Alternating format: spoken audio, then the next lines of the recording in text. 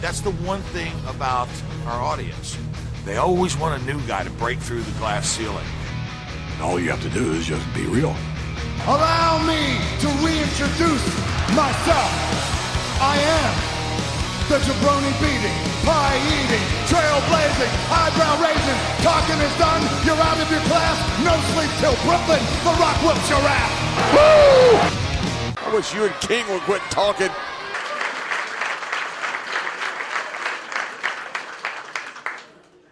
They call this what you want, if it's pro wrestling or it's sports entertainment. But from the bottom right to the very top, this community, we need to stand together, unified.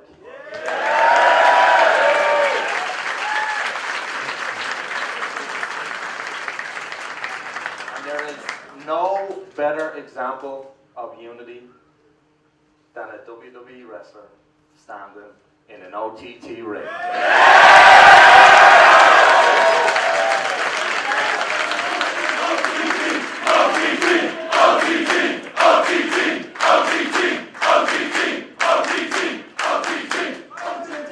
And the best part about it, I'm not even gonna get in trouble.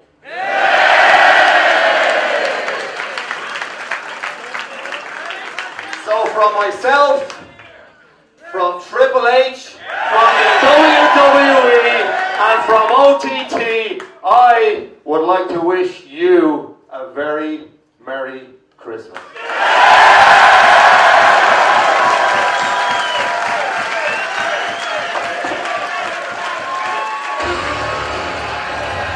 Welcome to Around the Ring, episode 76. It is Sunday, December 18th, 2016. Roadblock, End of the Line, Sunday. God, that's a stupid name. I am Dave Brown, one half of your host, joined with, as always, by my good buddy Floyd Johnson Jr. How you doing, sir? I am doing well. Happy on this Sunday morning. Man, just so much news in the wrestling world this week. I look forward to discussing it with our opinions. So let's get going. Yeah, a whole lot of crap happened this week, and neither one of us really had a chance to fully take in TNA's total nonstop deletion. We both want to. I kind of watched it, sort of skimmed through a lot of it. So what we're probably going to do is we're going to talk about that next week. Speaking of next week, next Sunday, a week from today, is Christmas, and it's pretty safe to say we're both going to be busy doing family stuff that morning. So we're going to do next week's episode the day after on Monday. Then as soon as we're done doing that, I'm going to get to go see Rogue One. So heck yeah. So it's going to be a fun day. So just in case, for those of you out there who are just desperately waiting on Sunday morning afternoons for this show to pop up and go, where is it? That's where it is. Though we do have something exciting for you. Tomorrow we will do a Roadblock recap review show on our YouTube channel, youtube.com/Around the Ring OK. So yeah, as Floyd said, there is a crap load of stuff to get into this week, and I think what we're going to start off with is a couple international stories. The president of New Japan Pro Wrestling made some comments about WWE and WWE's business and New Japan's business. Now, there's been talk for a while that New Japan is going to move into American markets. I mean, more so than just their contract and their deals with Ring of Honor. And some of these Ring of Honor shows are really, they're half Ring of Honor, half New Japan shows. And a lot of Ring of Honor's draw in the last year or so has been a lot of the New Japan stars. So how exactly this is going to work, we don't know. But the president of New Japan Pro Wrestling essentially said that WWE seems to have the strategy of raise a lot of money from the network and then to go out into different parts of the world and create international territories, for lack of a better term. Essentially saying that WWE is profitable in the United States and Canada and the UK, but nowhere else. And he even alluded to maybe they would buy, WWE might buy a Japanese promotion, but then said this, and I quote, "This isn't the platform to discuss New Japan Pro Wrestling strategy fully, but we will announce something soon. We're entering a phase where you are either with WWE or against them. WWE have a lot of weaknesses, and time is not on their side." So, shots fired, and what are your thoughts on this? My thoughts is, for wrestling fans, this is amazing news. I mean, you just think purely as a wrestling fan, not as a stockholder or anything like that. Competition breeds content. I mean, the NWO was the direct shot at WCW trying to WWE trying to compete with the WWE. The Attitude Era was their response to that, and it just made for great wrestling. And that's what you're trying to get to, is the core wrestling fan.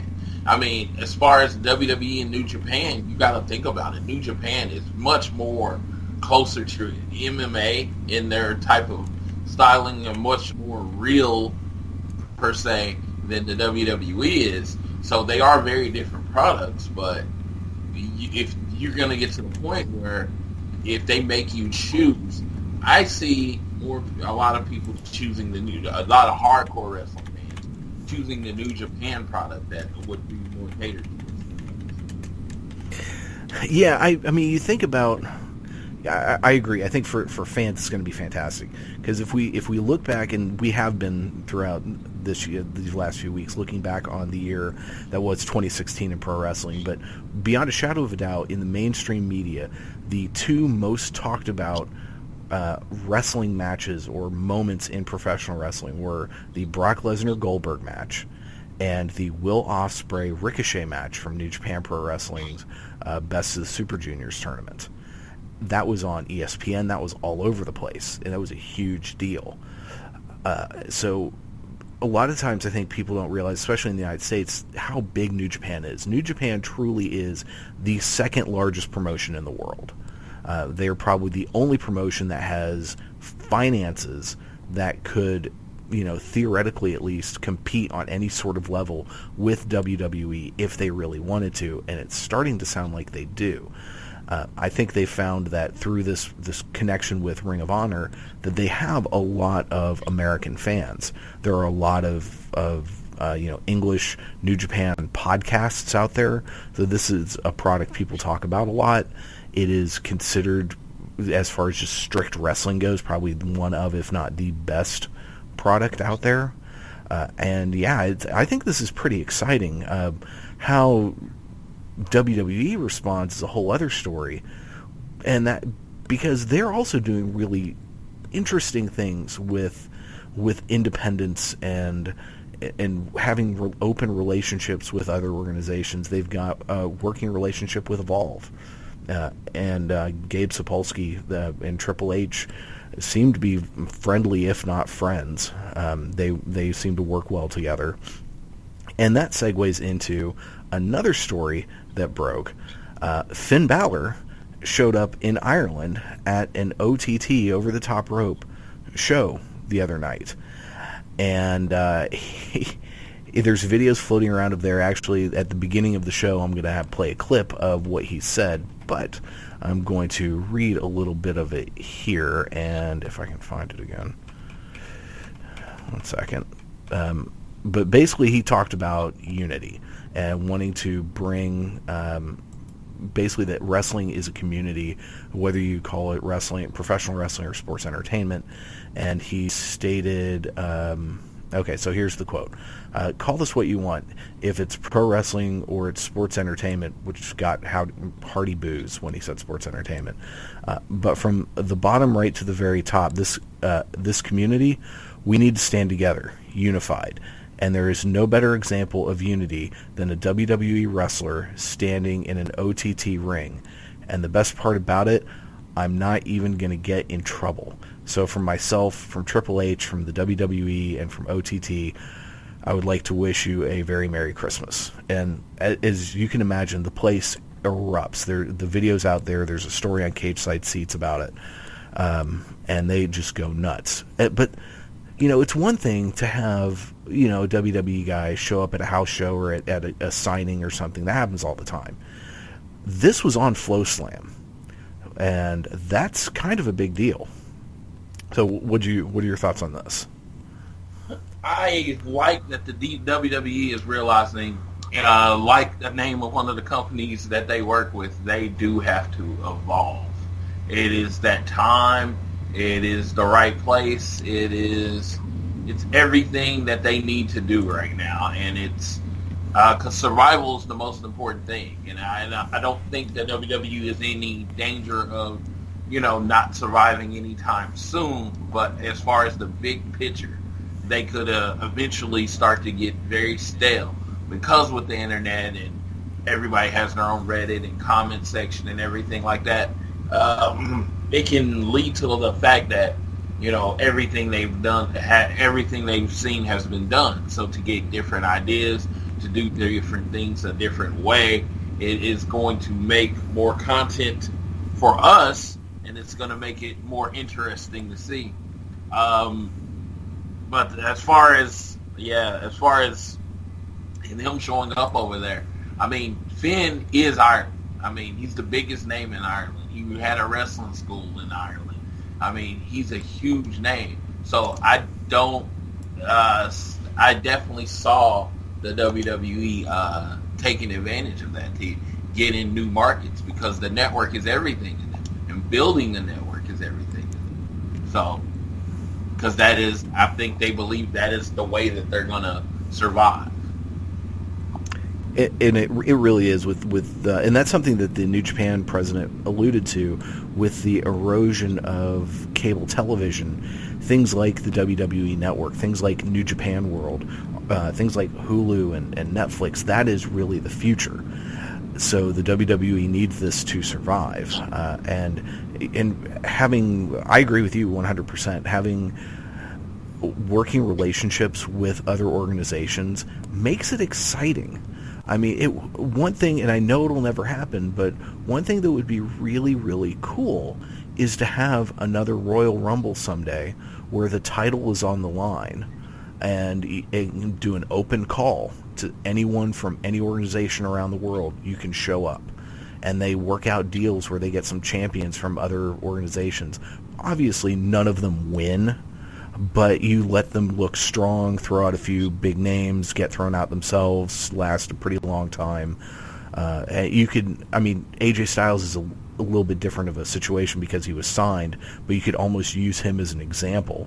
Bring in this big name from somewhere else, give them a really strong showing during the match, and then get a smarky favorite to eliminate them so the crowd doesn't then kill you.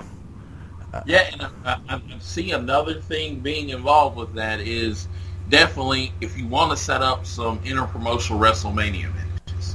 And I think, to me, that has to be your next step. Just like in January at the Wrestle Kingdom, is that what it's called? New Japan's big show, yes. Yes. And you see that they're working with all the other companies. They're bringing in TNA, and they do a lot of one-time things where, other wrestlers from other companies get to come over. And I just truly think, I've always thought that was the smartest thing and that WrestleMania should do. That you might have someone like, Homicide or Zach Gallagher that doesn't work through the year, but he can come in if possible, and you can really use him. You can get him over while he gets one of your wrestlers over. Oh yeah, it would be excellent, and it's a good way of seeing, okay, how would a WWE crowd react to this person? Yes, and so it's a nice tryout, so to speak. Granted, it's a tryout on the biggest stage in all of pro wrestling, but yeah, I think that's a great idea. That would be super exciting. But like a cruiserweight. I would see it like this: do a cruiserweight battle royal to start the show, so you get a lot of high spots and stuff. And let's say Ricochet wins it, and then he wrestles against whoever the Cruiserweight champion is, and they put on an amazing show. Of course, Ricochet loses. He comes up just short. So he still gets over on the biggest stage, and he gets your guy more over. And, again, your hardcore fans are like, okay, the WWE's trying. And then you have your other section of fans, the more casual fans, that have dipped their toe in the water of one of the best wrestlers in the world. Agreed. Yeah, it can imagine like having a IWGP Junior Heavyweight Champion versus the WWE Cruiserweight Champion in exhibition match at WrestleMania. And then if that works, and of course we're now talking about New Japan, throwing down the gauntlet, saying, okay, we're going to step up and become your challenger. But say if something like that worked, you could then have the Cruiserweight Champion show up at Wrestle Kingdom, kind of thing. So yeah, the possibilities are endless, of most of which will probably never happen because it would just be too cool.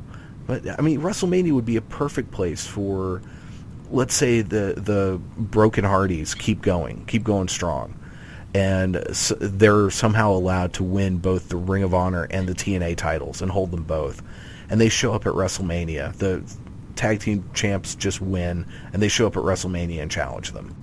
I mean, that would the place would lose its mind. Vanguard 1 flies in. Oh, man. Yeah, you have the New Day hold the titles. They keep winning. And, still your storyline gimmick that, you know what? We got no one else. There is no one else. We've beaten everybody on the roster. We've held the belts. At that point, it would be 500 plus days. There's no one else. And, the broken people come on, and he's like, you may remember us as, the Hardy Boys. But, we went through a little bit of a change, and it's kind of cool. And then you could set up some time where, Broken Matt, the Broken Matt and Nero fight, not even fight, but you have a promo with Bray Wyatt, which would be freaking amazing. And so, as this invading tag team. But that's what we're doing, and I've said this before. We're thinking about putting on a good TV show. And we don't think like wrestling. We don't think like wrestling writers. We're thinking about putting on a really good TV show. And I hope that they understand that that's eventually going to be the way that they have to go. You're making a bunch of TV products, which, that's what the WWE Network is.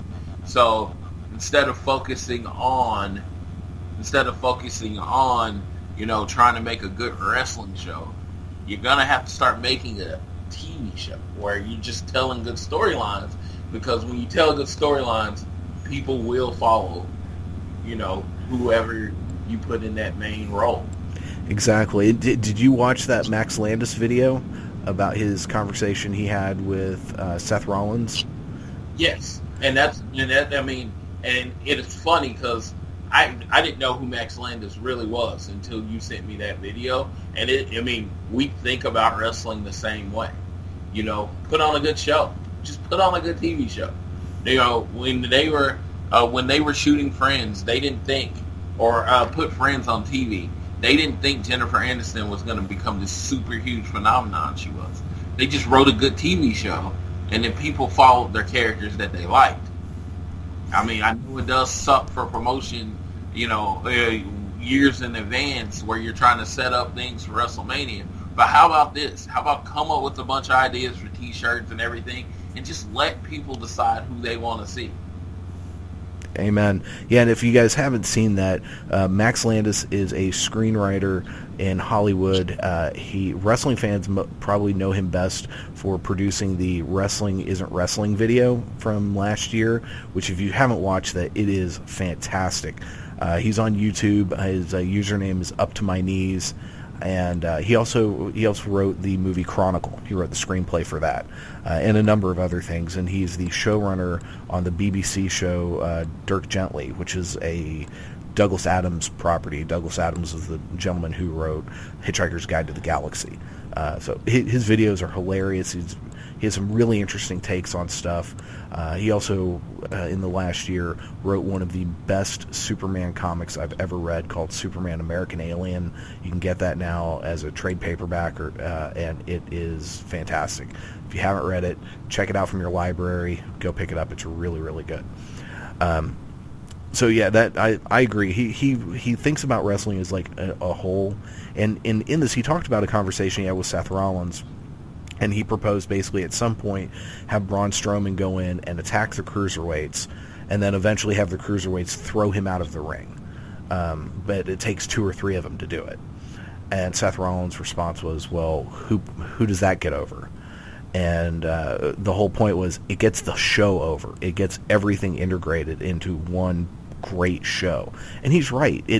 During the Attitude Era, which is something that the WWE loves to talk about, it was just a good show. And from at least what you can tell looking back at it, who knows what was going on backstage at the time, but at least looking back, it seemed like people were concerned about just putting on a really good show because everyone was over, because the show was good.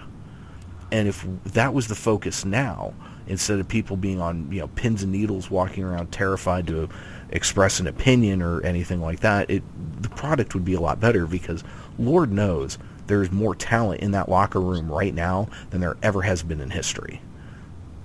And you know what? I can't help but agree. And I don't know if it's Triple H. I mean, he gets a lot of the credit for the different ways that they're going with talent. And of course, he's a wrestler, so he has a great idea. And he's worked with JR, and he's worked with all these people his whole career, where he knows how to build a roster. But that being said, they have more talent, and right now it is a point where you can honestly let the people do your job for you. And I know it sounds weird to say that, but it's at this point where wrestling is so big and so over right now that you put someone like James Ellsworth. They had no idea he was going to get over, and he did. And then it was amazing that he did get over, because he doesn't look like a wrestler. He doesn't look like it and they book him in a way. Well, they don't book him where he's better than anybody or he actually legitimately wins. They just book him in a kind of comical way. And that being said, there's nothing wrong with that. There's nothing wrong.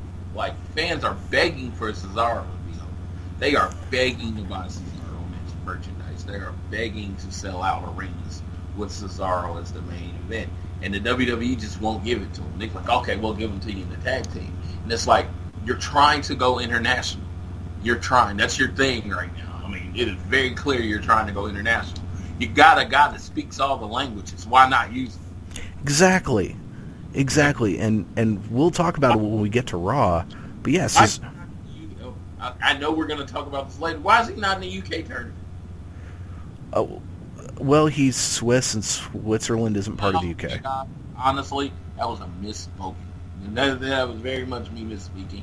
I was thinking about like Sheamus and all this stuff. Why didn't they have people that people knew in the tournament? Just because I don't know anybody in the tournament. Well, speaking of, let's go ahead and talk about that real quick. WWE has announced a 2-day tournament in the UK to crown the very first UK champion.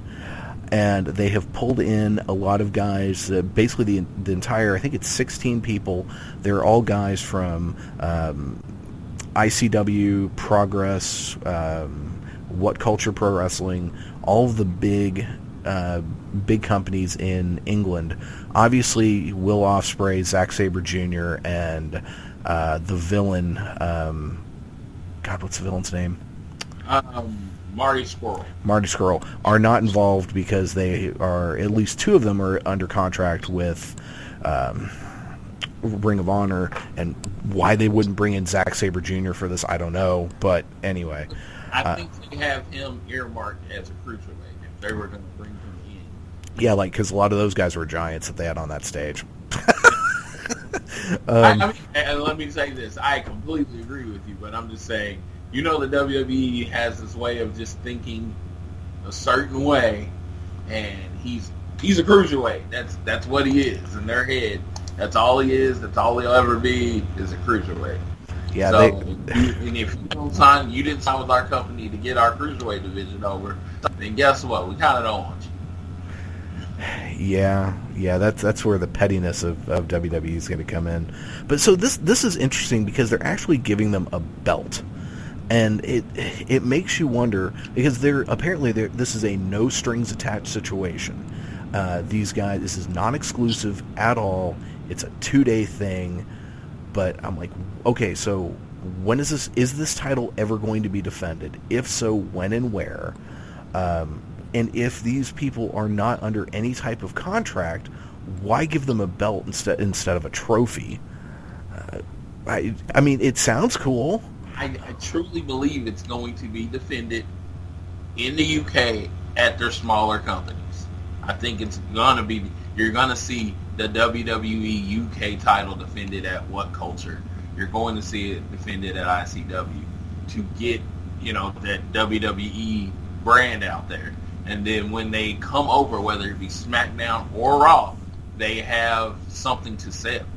They're like, okay, not only are you going to get this match, but you're also going to get the WWE UK champion in this event. See, that makes sense. And that if they do that, then they are much more forward-thinking than I give them credit for. You have to think everything is about selling tickets and getting people to sign on to the network. And I'm guaranteeing you, whoever wins this tournament has some kind of deal with the WWE. Probably. But yeah, I didn't know any of the people on it either. What Culture did a What Just Happened video, which I almost did in Adam's voice. What just happened? About that. And like 4 of the guys in the tournament are from their roster, which is pretty cool. And that's What Culture is one of those. It's English wrestling in general is something I'd like to, if I had the time, get into more, because the events all look like they're super fun. And is it just me, or is What Culture stuff, they just put all their stuff up on YouTube? Yeah, they just put all their stuff up on YouTube.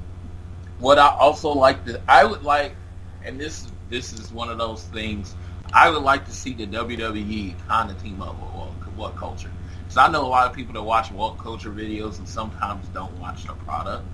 So I would like to see What Culture maybe do a pay-per-view takeover in England, and on that pre-show, just like they do, like I guess Sam Roberts is going to be on the pre-show for the Roadblock End of the Line tonight. I just saw that somewhere. So if that's the case, have What Culture as part of the pre-show. Of course they want to be over, so I'm pretty sure they'll be willing to kind of play it your way. Yeah, but do it in their snarky way, because honestly, snark in general is kind of just over in the world. True. Yeah, you could almost do an invasion a la when ECW showed up for that one Monday Night Raw in Hammerstein. Yes. You could almost do something like that. Well, let's go ahead and move on. There is one more news item, but I think we'll talk about that because it relates to SmackDown when we talk about SmackDown for the week. So, you want to jump into Raw? Let's jump into Raw. All right, Monday Night Raw was in Philadelphia, PA. Praise the Lord for Philadelphia crowds, even though WWE did their damnedest to kill this crowd during this night. That opening match, holy Moses. That was, the whole thing, I will say, the superstar of that match and of this night, granted the whole night was about the New Day, but man, Cesaro. Yeah. Like I said, every time I watch it, people are begging for Cesaro to be over. They are begging. People get behind this guy because he looks like a great wrestler. He talks like a great wrestler. I'm not saying he's great on the mic, but he's well-spoken. He gets his point across, and he definitely knows how to play to the fans. And in this match, it was like, okay, we're giving Sheamus and Cesaro the tag belts eventually, and we just kind of want to see how everybody warms up to this idea. To me, that's what it came off to me. Yeah, I can. Yeah, totally. But man, that was such a good match. Holy crap! And that just that set of spots where Cesaro went running off of the apron and like taking one of the New Day out with knees, and then next thing he hits an uppercut, and then he does a stomp, and then next thing you know he's on the top rope doing a flying crossbody a la Ricky Steamboat. And it was just, you could feel the crowd go, holy crap. That was a walking, talking, running, definitely promotion for CrossFit. That really was. It was incredible. I mean, everything about that was just like, oh wow, how did he do that? And you know, he's a big CrossFit guy, and yeah, that was crazy. And if you watch that and it doesn't make you a Cesaro fan, there's something wrong with you. I mean, you're just not going to be a Cesaro fan ever, because that dude's just on another level. I mean, seriously, I wasn't when they came out and he would talk about, I mean, I always thought the dude had a good look, don't get me wrong. But when he comes out and he talks about basically being better than you because he's because he's, you know, Swiss, and he speaks 5 languages and all that stuff, I really didn't get behind the character, but the more he wrestles, you just realize he's just a great worker, and he knows he's a professional wrestler, and it's just, you need to give him his time to shine, because if you give him his time to shine, it's gonna open up so many more markets for you. I mean, pushing Cesaro is a great business decision. It is. And he's a great looking dude. I mean, look at that Jason Statham dude, who they kind of look alike, is a big movie star. Granted, for cheesy ass movies, but still, he is a box office draw, and this guy is legitimately one of the best wrestlers in the world. You can put him in there with anyone, and he will make that person look good. It's just, yeah, that. I've talked ad nauseum over the entire history of this podcast about my love for Cesaro and how he's so woefully misused. Now, I guess the big question is how long before he and Sheamus become the tag team champions. But we will talk about because they have a match at Roadblock tonight for the titles. We'll talk about that here in a little bit. So a couple other things on Raw. I like how Braun Strowman has like 18 finishing maneuvers. Yeah, and they're getting over the fact that he's so big and he's so powerful that everything he does is a finishing maneuver. And they slid that. And then he's like, and I just get it. I mean, I get it. I buy it. I'm like, yeah, he could throw someone in the bear hut and they tap out. And I'd be like, okay, I'm good with that. Because he's just that big. He really is. And they've done a really good job, because I think at first his first few in-ring performances were pretty weak, and he has gotten so much better over the year, and it's to the point now where you hear people talking about legitimately, okay, I could see him and Brock Lesnar going at it, and it could, he'd have a legit shot. But that also ties into another very, very powerful Sami Zayn Mick Foley promo. Oh my God! And let me say this, as a very vehement Sami Zayn hater, they have done more to get Sami Zayn over with someone that hates him in the last 2 weeks than they have in the whole time Sami Zayn's been there. If you like the lovable loser, I mean, I get it. I get it. There's no better one than Mick Foley. I mean, all the big matches that you talk about generally lost. So, I get that. But with Sami Zayn, you have this guy that's athletic, and they're kind of building him as the new Mick Foley, and Mick Foley did his job. I mean, when you look up GM, former wrestler, and you say, what is your purpose? Your purpose is to get the other person over. And Mick Foley did that in a couple promos. He really did. And I loved how when they were in the ring and it was, Mick Foley mentioned that, you're going to be traded to SmackDown. I love that got a big pop. It cracks me up how crowds will legitimately, like, anytime SmackDown is mentioned at a Raw show, people pop, like, saying, yes, we know it's a better show. Just like they did in that lead up to Survivor Series, and Stephanie was like, you're at Monday Night Raw, and the crowd was like, yes, but we like SmackDown better. That I thought was great. But then the whole thing with Eva Marie and Sammy's reaction to that, that was just, it was perfect. I thought the whole thing was great. And yeah, I love that they have been able to get through to someone like you who legitimately does not like Sami Zayn as a performer, and they've actually made you get to the point where you're like, okay, I want to see what happens with this guy. I'm not bored to tears by him now. Yes, because he has a personality. You're starting to build his character, and I think a lot of people don't realize this. His character was basically Kevin Owens' best friend. He had no real, actual character. And they're starting to actually develop his character now, which that was pretty much my biggest problem with Sami Zayn, is that I didn't know who he was as a person.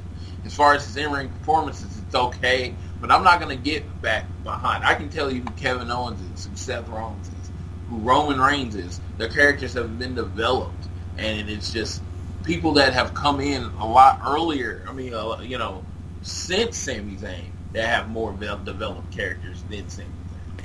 Yeah, he's one of those guys that they developed his character in NXT really well. He was the guy who was one of the best wrestlers out there, but just never quite could win the big one. And then he finally did, and then got stabbed in the back by his best friend. But the majority of his NXT career was defined not by Kevin Owens, but it was really defined by his feud with Cesaro and then his feud with Neville, which were both excellent. Yes. He never actually beat Cesaro in an NXT ring, right? I think his debut, he beat Cesaro. Like a roll-up or whatever. Right. And then all of the rest of their matches, Cesaro won. I think, if I'm not mistaken, and please correct me if I'm wrong, folks, but one of them was a best 2 out of 3 falls match, and I think he won one of the falls. But yeah, they had a series of just classic matches, which, go figure. Cesaro and Sami Zayn have a great match together. What? Who'd have thunk it? Great wrestlers, man, and it's crazy. Like I said, I've never complained about Sami Zayn's in-ring work, other than it doesn't really captivate me. But I'm not saying he's not a good performer, though. I'm not. That's what I'm like. In-ring, he's great. It's just like I said, I am a WWE guy. I have no problem with it. I don't hide behind that fact. I'm a WWE guy. So it's all about the character development. You can give me 2 guys and put them in a wrestling ring, and I'll watch the match. I'm not going to be captivated by it without knowing the reason that they're wrestling. Now, this actually does bring, before we move on to the rest of Raw, since this Mick Foley was a big part of this, and I misspoke a little bit ago when I said the story was SmackDown related, I meant Raw related. There are stories going around that Mick Foley is going to be taking some time off.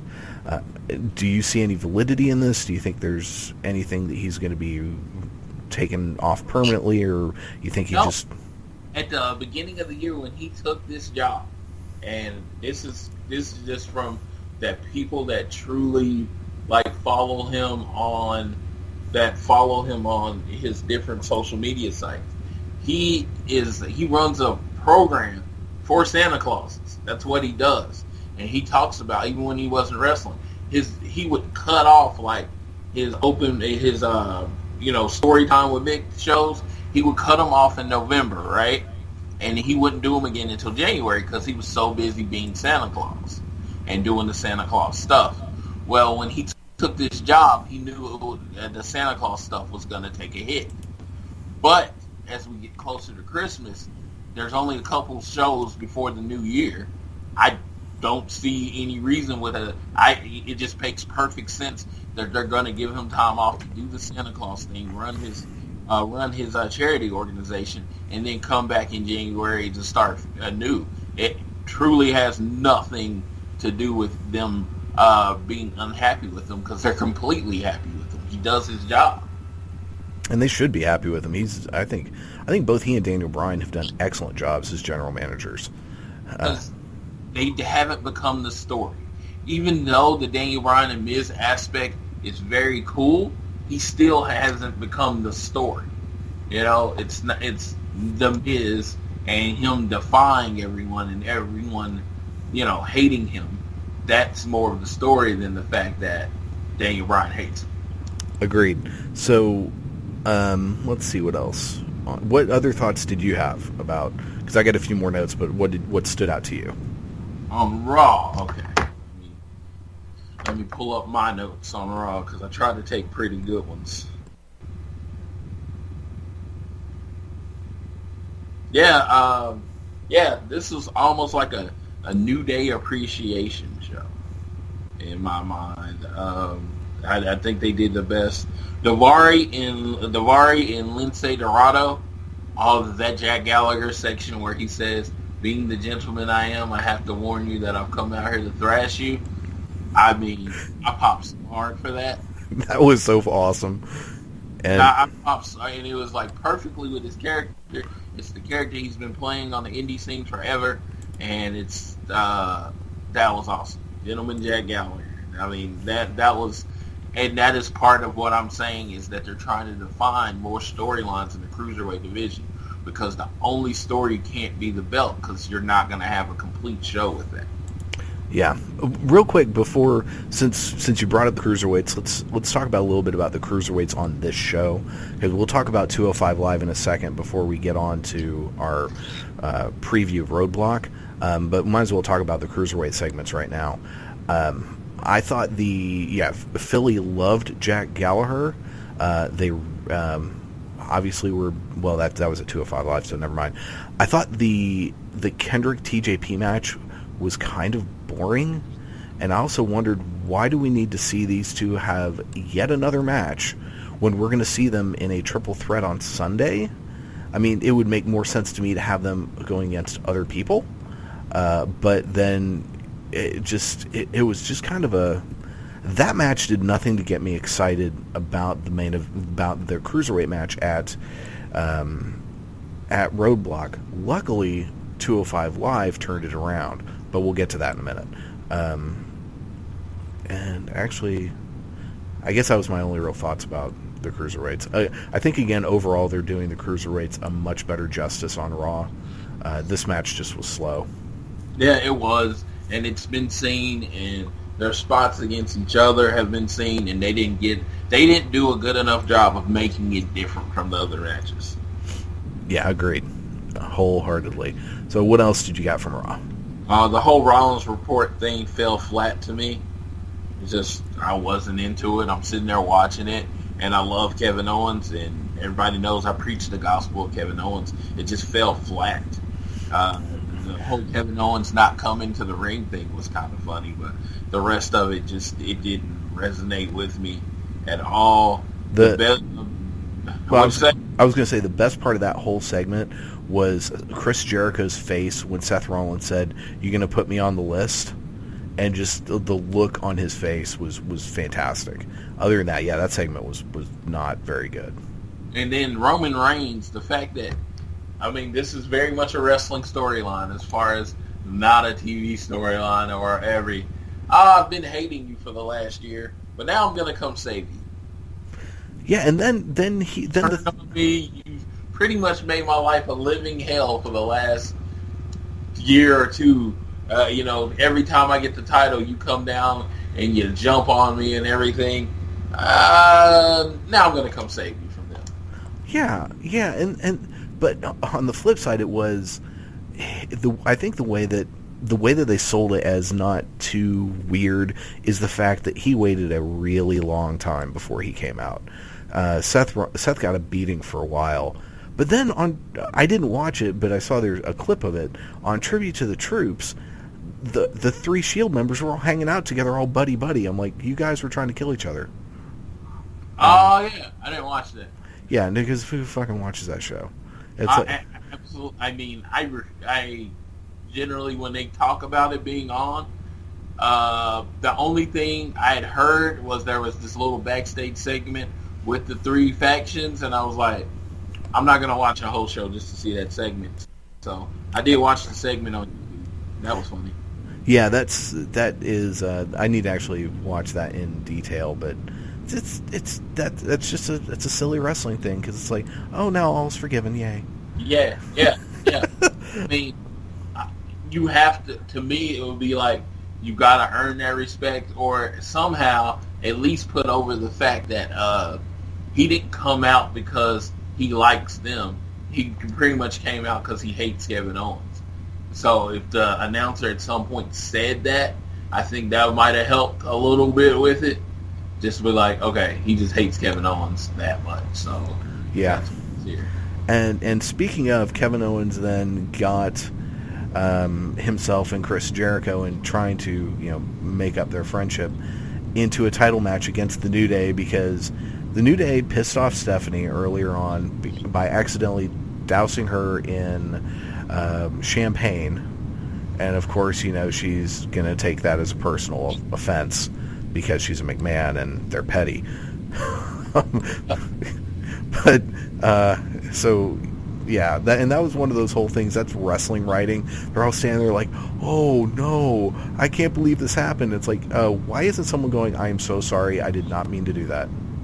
Yeah, and just call that. I'm so sorry. But it's just one of those things. It's very, like you said, it's a wrestling story. It's like, I've been seeing that story forever, and when they did it in the position she was in, I knew it was going to happen. That's what, that's the unfortunate problem that you run in with some wrestling, is that at times, because WWE's been telling the story the same way, it becomes predictable, and I absolutely knew that was about to happen. I was like, wow, she's right in the line of fire of the champagne. Oh, yep, New Day's wrestling again, and then it happens. Yeah, I mean, you're saying it, and then you're like, oh, then it happens. Like, okay, because I for one was even questioning at the time of it. I'm like, why are they doing this so early? This seems like this should be a bigger deal. And then, oh, okay, it is a bigger deal. It's just they weren't ready for us to know yet. Yeah, and I didn't even know. I didn't see it hadn't occurred to me that, oh yeah, they're about to douse her in champagne. But now that you mentioned it, I think back to the segment. Yeah, that makes total sense. The match itself started out really slow, I thought. It had a really good ending, but yeah. At some point I remember, and I even put this in my notes, that how sad is it that a tag team match with Sheamus was better than one with Kevin Owens? Yeah, that's pretty sad. It really is. But and again, we've discussed why I believe Sheamus works. I'm not saying this is why Sheamus works. Just why I believe he works is that he works in short doses. He works as pretty much the Roman Reigns of that tag team. Cesaro does all the heavy lifting, and then here comes Cesaro does all the heavy lifting, and then here comes Sheamus to do the big spots, and those big spots really do get over. Yeah, I agree with you. That you've actually, because of that, you've made me look at Cesaro or Sheamus in a whole new way. But yeah, this tag match ended up really, really good. New Day won. Of course, then it had to turn into Jericho and Owens falling apart, which was met with nothing but boos. Philly did not like that at all. Because I don't think they realized how over Jericho and KO was. You could have rode that out. You could still ride that out. They didn't need to start the Ascension so early in this group. Yeah, WWE has a really bad habit of either things go on way too long or they cut them off way too soon. Yeah, it just feels like this is one of those ones that is way too soon. It's like, we didn't, you didn't even get a chance to get a little tired of it. And then it was like, okay. It was like, okay, let's do something else. Well, it's not time to do something else. Now, I don't know if Jericho's taking time off, and that's why they're rushing it, but I felt like this could have, I mean, if you're using this as a device to get Roman Reigns over, if you're going to put the belt on, I don't know, you shouldn't do it tonight. You should do it, Monday. Yeah. Oh, yeah. You should either do it on a Raw or at the Royal Rumble. Yeah.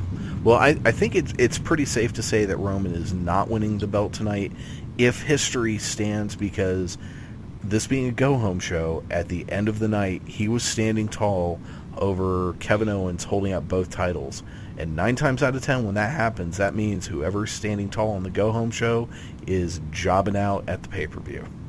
Yeah, and if they do this as a big swerve with Chris Jericho, I had to make you all think that we weren't together, because, it's honestly going to go one of two ways. It's either going to be Jericho costs KO the title, or Jericho keeps KO as the champion. So, I know that just seems like a very obvious way to put it, but that's what's that's what everything is leading up to tonight, is that it's going to be how Jericho affects KO being the champion. Yeah. I would prefer KO just win, because, like, as far as getting him over as a champion, they've done a really, really, really shitty job, but that's obviously not going to happen. So, that being said, well, let's see what Jericho does. Yeah, Owens needs a clean, decisive win. And we have seen that Roman Reigns can lose cleanly and not really affect him all that much. He jobbed straight up to Finn Balor, a guy who's, half his size? So it's... If they were smart, and I know this is a big if, but they really need to have KO win tonight on his own, decisively. Maybe, hell, I'd even be okay with a finger poke in the eye leading to a pop-up powerbomb. So to me, winning in a heel way is still winning clean in my mind. As long as you don't have a lot of help or whatever, it's still winning clean. If you win you finger poke them, throw them in the ropes, hit that pop-up powerbomb, that's good. That's still a clean win to me. I can see that. So we do have Roadblock tonight, but before we talk about that, let's go ahead and talk about 205 Live. I thought this was easily the best 205 Live to date. I agree. And it was not live because it was obviously recorded either before or after Raw, and that made a world of difference. They got to start recording this thing either before Raw or before SmackDown, because the crowd was full and it was Philly, so you got to do it in Philly. Come on. Drew Gulak got a really nice pop. Of course, he's from Philadelphia, and Philadelphia's a smarky town. But then he got to lose, so it's another case of you get to lose in your hometown. Yep. I don't know the reasoning for it, but hey, it's what WWE does. It's consistent. So I don't get too angry about it just because they're consistent in that way. You're in your hometown, you're pretty much guaranteed to lose. Yep. And then had a WrestleMania in San Francisco, which his whole family was from San Francisco, and in that California area, he lost. It's just how it is. And his parents were so pissed. Yeah, it's very rare that you get the ability to to win in front of your hometown. Exactly. What else happened on this show? We had I really liked that Jack Gallagher backstage interview, which then Daivari showed up, and Gallagher does the whole, "Hey, you messed with me, I messed with you. I think we're even now." And Daivari's like, "Nope, we're not even." I thought that was really good. I thought they did a really good job getting Daivari's character over. I agree. Because it was just like he's trying to be different than what you would expect from his type of character, so that actually works out. And I like that he's kind of playing against type. Yes, yeah, and then there were a lot of vignettes introducing people. I like the Mustafa Ali vignette. I think he's going to be a pretty good heel in the division. And I like that he's a heel for a different reason than the obvious reason he's being heel. Oh yeah, He's a heel because you hated him without giving him a chance. exactly. He's a heel. He's like, you, as soon as my music hits and you heard my name, you hated me. And I just thought that was a very awesome take on that character. Agreed. Yeah, that was great. And he did have that match with Lince Dorado, correct?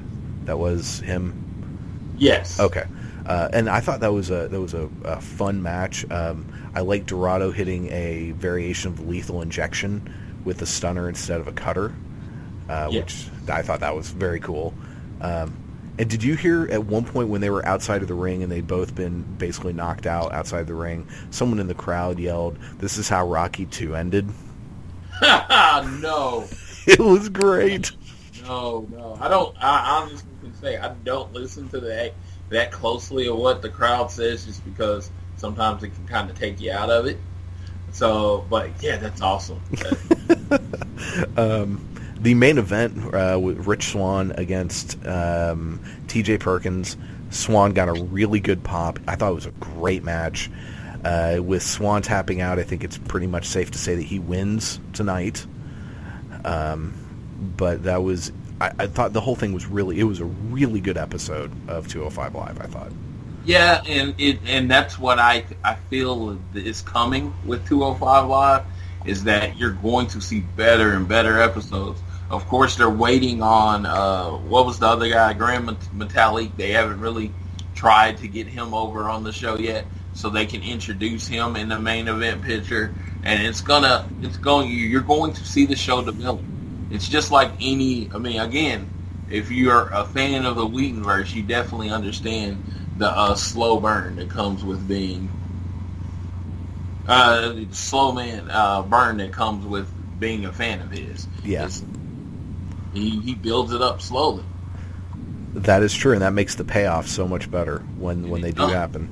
Yeah, because we're waiting on Grand Metalik, Tajiri,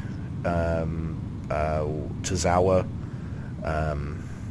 and I think maybe one or two other people are still going to keep trickling in. One thing I heard, what do you think of this idea? I heard this on, I think, Shake Them Ropes. The guys were talking about it. The idea of at some point on a 205 Live, you have DIY come out and defend the NXT Tag Team Championship against a couple of the Cruiserweight guys, since they are both Cruiserweights and participated in the Cruiserweight Classic. Well, I'm thinking for a second, because I usually just have a thought process like right off the top of my head, but I stumped you.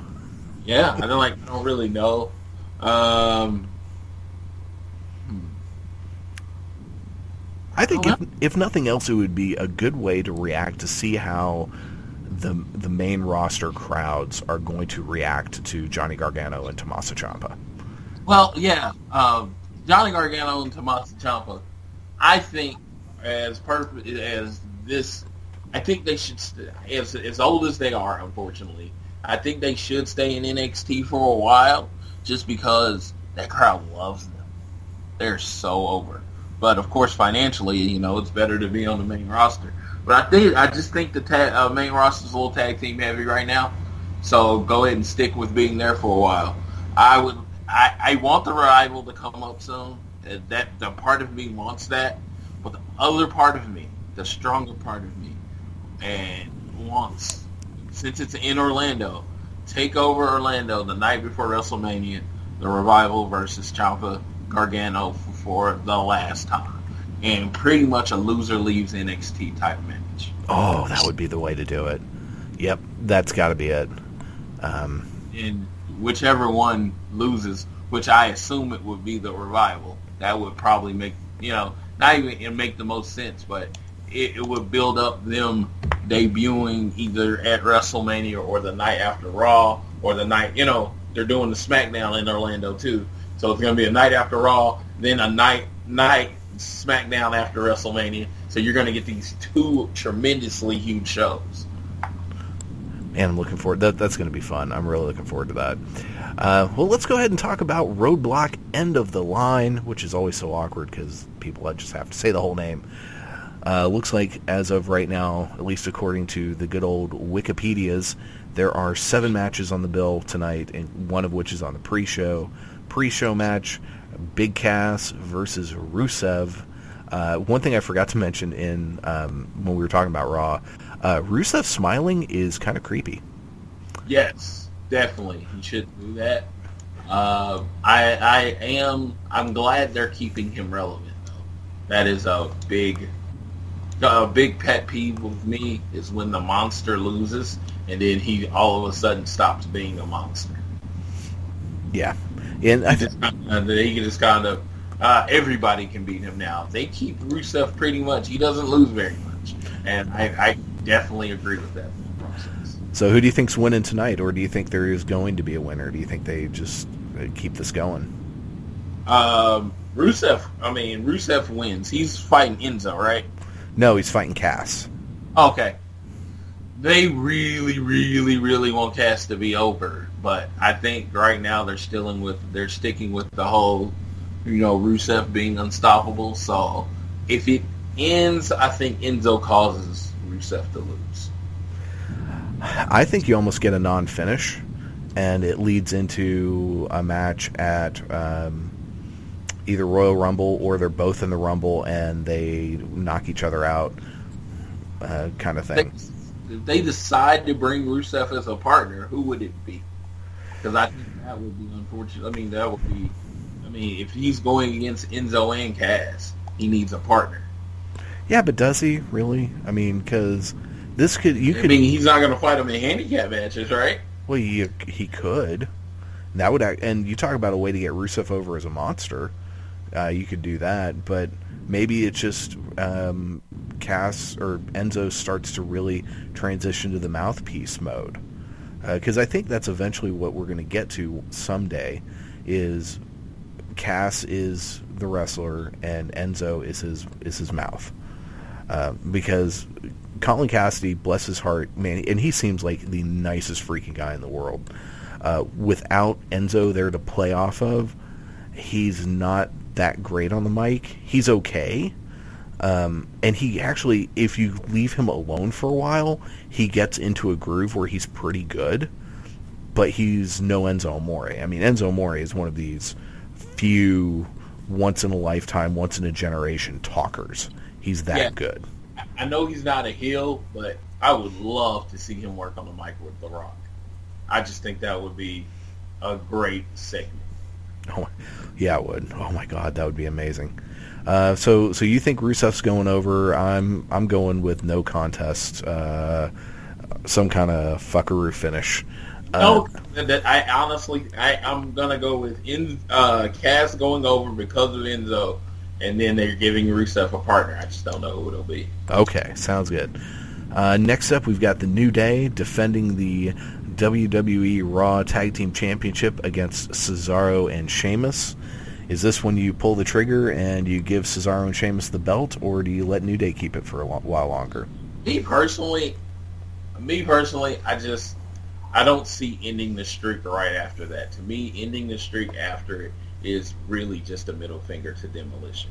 I think they should go ahead and I think they should hit 500 and then lose it. I actually agree with you. I think if New Day loses it right now, we know that this streak had more to do with sticking it to Demolition than it had to do with celebrating the New Day. Because I think it's a bit of both. I think they're celebrating the fact that the New Day have gotten over more than anyone could ever have imagined that they would, and the fact that they're pissed at Demolition because those guys are suing them right now. So it's a middle finger to them. With the whole Nikki Bella beating AJ Lee's streak and then losing it the next Monday right after she beats the streak, that was obviously a big, hey, screw you, CM Punk. That's what that was. Yes.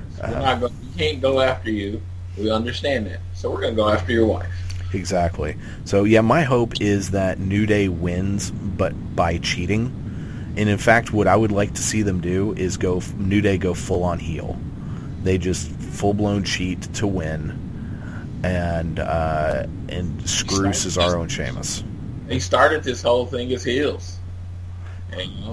Well, they started as baby faces and weren't getting over. And then it was that Raw after WrestleMania 31?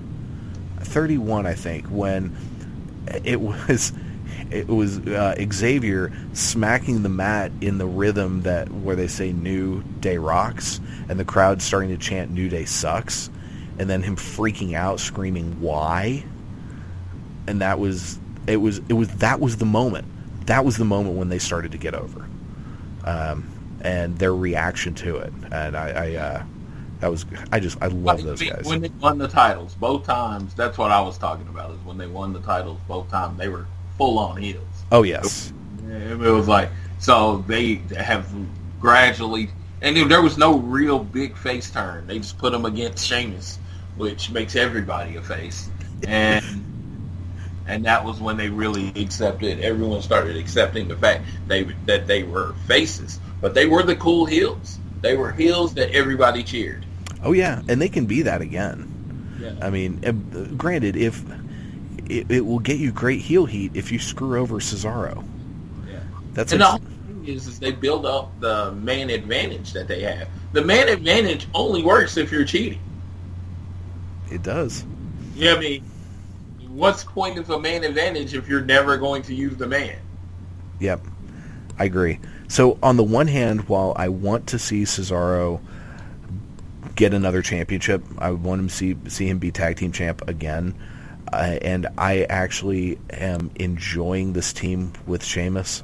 I want the New Day to win this, especially. I mean, this is just a throwaway pay-per-view. This is a pay-per-view that means dick squat. So, but the thing about it is, those end up usually being the best matches. I mean, best pay-per-views. Hopefully. Yeah. Well, yeah, I just truly think it's going to end up being a great pay-per-view just because no one's expecting anything of it. Of course, it goes just like every Sunday during the football season. It goes up against football, so you're going to have to really like try to put on a good show. And I think they're going to do their best to. I think they're going to do their best to put on an amazing show. You know, KO. I know. You know, it might not ever be said anymore, but he has to have a chip on his shoulder. No one thinks he should be in the spot that he's in, and that's legit. That's not like, oh, that's just the character he's playing. But no, a lot of people don't believe he should be in the spot that he's in, and it's just like to go over clean, give Roman Reigns the belt clean or whatever. He's gonna try to put on the best match ever. Yeah, and one thing we'll get to this, but before I forget. In that main event, Kevin Owens needs to kick out of a spear at some point. It needs to happen. Has anyone done that? Not in a one-on-one match. There was a video on YouTube, and What Culture might have even done it, of the most devastating, the most protected finishing maneuvers. And Roman Reigns' spear is one of them. And no one, I think maybe one person has kicked out of it. If I remember the video, I'd have to go back and watch it again. Interestingly, the number one most protected move on that list was Randy Orton's punt. No one's ever kicked out of that. Yeah. That's probably because people shouldn't live after that. Yeah. But another thing interesting that was missing from that list, and I should have saved this. Man, this would be a good topic. But the bro kick wasn't on there, and the bro kick is protected AF. Not many people kick out of that. I don't. Has anyone ever? I think so. Probably Roman Reigns, but not very often. I would have to do like serious research and stuff, but that's hurt. Yeah. Well, I'll find that again, and we will talk about that list at some point. Because that's a real fascinating conversation, I think. But moving on, we have Sami Zayn taking on Braun Strowman in a match with a 10-minute time limit. So, what happens here? I think Sami Zayn makes it like 9.5 minutes.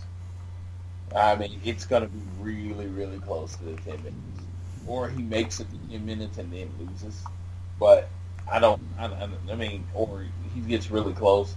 But I'm gonna like to see how I feel about Braun Strowman selling to anyone that's not, huge. So because he's gonna have to sell for Sammy at some point in this match. And I just want to see. I really do want to see how I feel about it. Good call. I think a lot of this match is going to be Strowman beating on Sami Zayn, and Sami Zayn just somehow squeaking out of pinning predicaments. And at some point, I think he hits a blue thunder bomb, and then gets some offense. And like you said, one of two things happens. He makes it to 9 minutes, 30 seconds, almost to the end, and then finally gets pinned. Or he makes it the 10 minutes, the match ends, 10-minute time limit's over, and then Braun Strowman destroys him. Because that would be the way you make everyone look strong. Sammy's just too fast. Braun's never able to finagle him into a finishing maneuver because Sammy moves around him too quickly. And then he survives, he celebrates, and then when his back is turned, Strowman destroys him, hits like 4 or 5 of his finishing moves, and just leaves him laying for dead. Yeah. And that way you get everyone over. And then, I don't know how that works. Sammy attacks him tomorrow night on Raw or something like that. I do like to go. I like to go to what's next on the storyline. But, getting Strowman versus Zayn again, that'll be pretty cool. Yeah. So next up, we've got Rich Swann defending the WWE Cruiserweight Championship in a triple threat match against TJ Perkins and the Brian Kendrick. This has the potential to be match of the night. I mean, if they give them the time, which they tend to do on the Raw and SmackDown exclusive shows, they tend to give them more time. If they give them the time, it can be definitely the match of the night. TJ Perkins, I kind of feel sorry for the kid because he's such a great wrestler, his first, when he came out with the video game music, kind of everybody got behind him, but you can just see that it's kind of dying out. It's like, oh, you're doing this, you're doing that. And his whole style just works better in a smaller venue, and he probably would have been better if he lost the cruiserweight to final and be set up as that guy that just can't quite get there. Yeah, I agree. I think one thing they kind of alluded to his cockiness in a lot of the vignettes they had on the either on Raw or 205 Live. I can't remember which. So I think if we slowly start to see that come out and then it turn into an eventual heel turn, I think that would work out best. Because like you've said in the past, he's best as a cocky, arrogant prick, and they need to play that up. I think Rich Swann is retaining. He is super over. He and Cedric Alexander are easily the most over people in the cruiserweight division. So I think Swann wins. If TJP screws over his best friend and goes heel tonight, I think that could make up for the best storyline, because if it just does it in this really shitty way where he screws over Rich Swann and becomes a heel, I think that would work better. But I think I personally am a fan of the long title run, so I hope Rich Swann has the belt for a while. I always believe that long title runs just make the belt mean more. I agree wholeheartedly. Speaking of belts that have not had long title runs, the Raw Women's Championship will be defended by Sasha Banks in a 30-minute Iron Man match against Charlotte Flair. Sasha's done one of these before. Her match with Bayley against NXT Respect was excellent. Now, there are people that think that this might actually headline the show. It should headline the show. That's my honest opinion. It should very much headline the show. It should be what they focus on. It's an Iron Man match. I've never seen an Iron Man match. Well, I guess I did. I saw like Benoit and someone wrestle one where it didn't headline the show. It was like a 30-minute Iron Man match. So this being said, I truly think it should end the match. I am very much all about the women's revolution and how, the best match should go on last. And they've put on a bunch of classic matches, so they deserve to go on last. And again, I do still think, unfortunately, it's a shot at Kevin Owens, because this will be the second time or third time doing his title reign where he was on the pay-per-view and he didn't make it. Yeah, well, if it says anything, when you go to WWEnetwork.com and it's got the picture of tonight's pay-per-view, the picture that is shown is Sasha and Charlotte. So, and I just pulled that up right now to verify that, because I remembered seeing that yesterday when I was on the network. But now so the big question then becomes, who wins? Does Charlotte's continue her streak? Does it end in a tie? I don't think it'll let it end in a tie, because, if you're going historic, they finished the match. It's only tied once, and that was the first one, Shawn and Brett. Yeah, I honestly can say this. I don't know who's going. I don't think I know who's going over, which is rare. I usually at least think I know who's going over. I don't even think I know. It makes sense both ways, but I really, really want this feud to end. So I don't. Yeah, I'm there with you. I have no idea. I have no idea. I feel like the Charlotte streak. I feel like the Charlotte streak should not end unless it's a big pay-per-view. That's my first thing.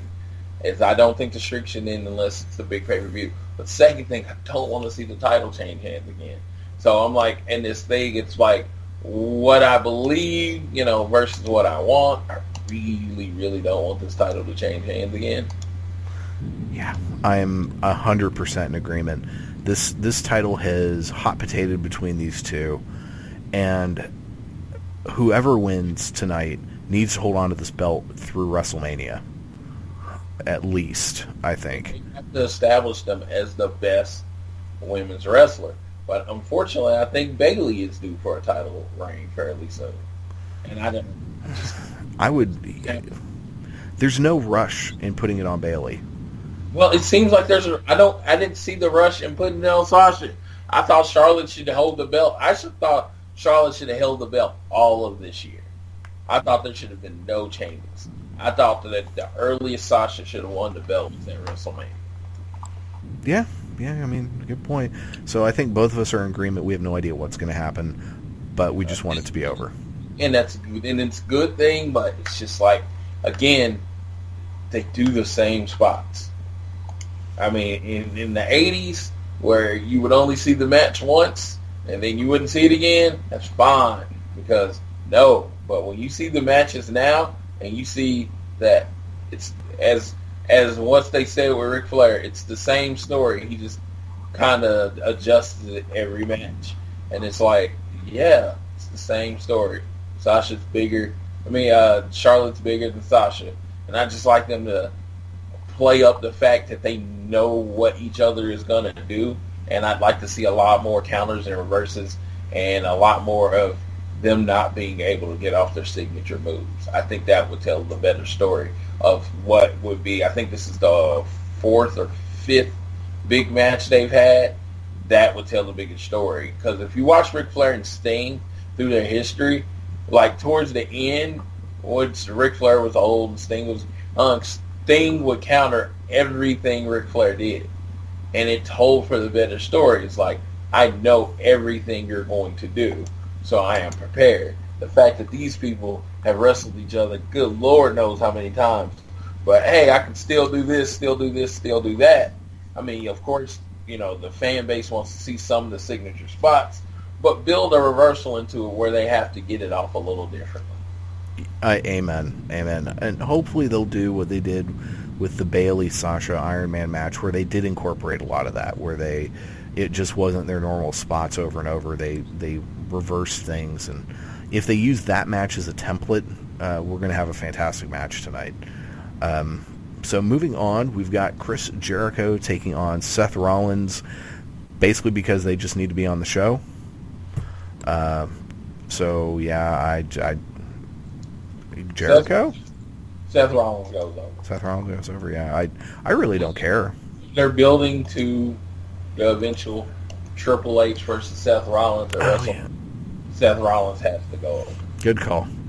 Then we have Kevin Owens defending the WWE Universal Championship against Roman Reigns. If I would have said, had Raw not ended the way it did, I would have said Roman Reigns is winning the title. With the way that Raw ended, I think Kevin Owens retains. I just don't know how. I'm sure there's going to be fuckduggery abound. So, I think they do the smart thing, which I don't ever think they're going to do, but I think they do the smart thing tonight. And Chris Jericho, it's been a big swerve to make it look like it goes in and looks like Jericho's about to cost Kevin Owens the title, and then he helps him end up. Yeah, that's probably what's going to happen. So that is Roadblock. Again, we will be doing a review tomorrow morning. Super excited about Roadblock? No, not at all. Is anyone? And I would say a 2. There's actually a football game on that I'm interested tonight. I'm gonna watch the football game and then watch Roadblock. I never do that. I always watch wrestling and I live chat and comment with my group, but I am so not excited about Roadblock that I'm just gonna be like, okay, I'm gonna watch the game, then I'm gonna watch Roadblock. Man, I tell you what, next year I know there's talk about cutting back the number of pay-per-views, but it would make sense. They should actually have maybe a couple of months where there isn't a pay-per-view. Or if they insist on having one pay-per-view a month, it needs to be, so January they share a pay-per-view. February Raw gets a pay-per-view. March SmackDown gets a pay-per-view. April they share WrestleMania, and then they flip them. It's every other month a brand gets a pay-per-view, and then you just still have 12 pay-per-views, because that would still be four shared shows, 4 only each brand show, and you wouldn't exhaust your audience. Because at this point, I know no one. I've heard no one online say anything about them looking forward to this. In fact, most people are like, my God, why?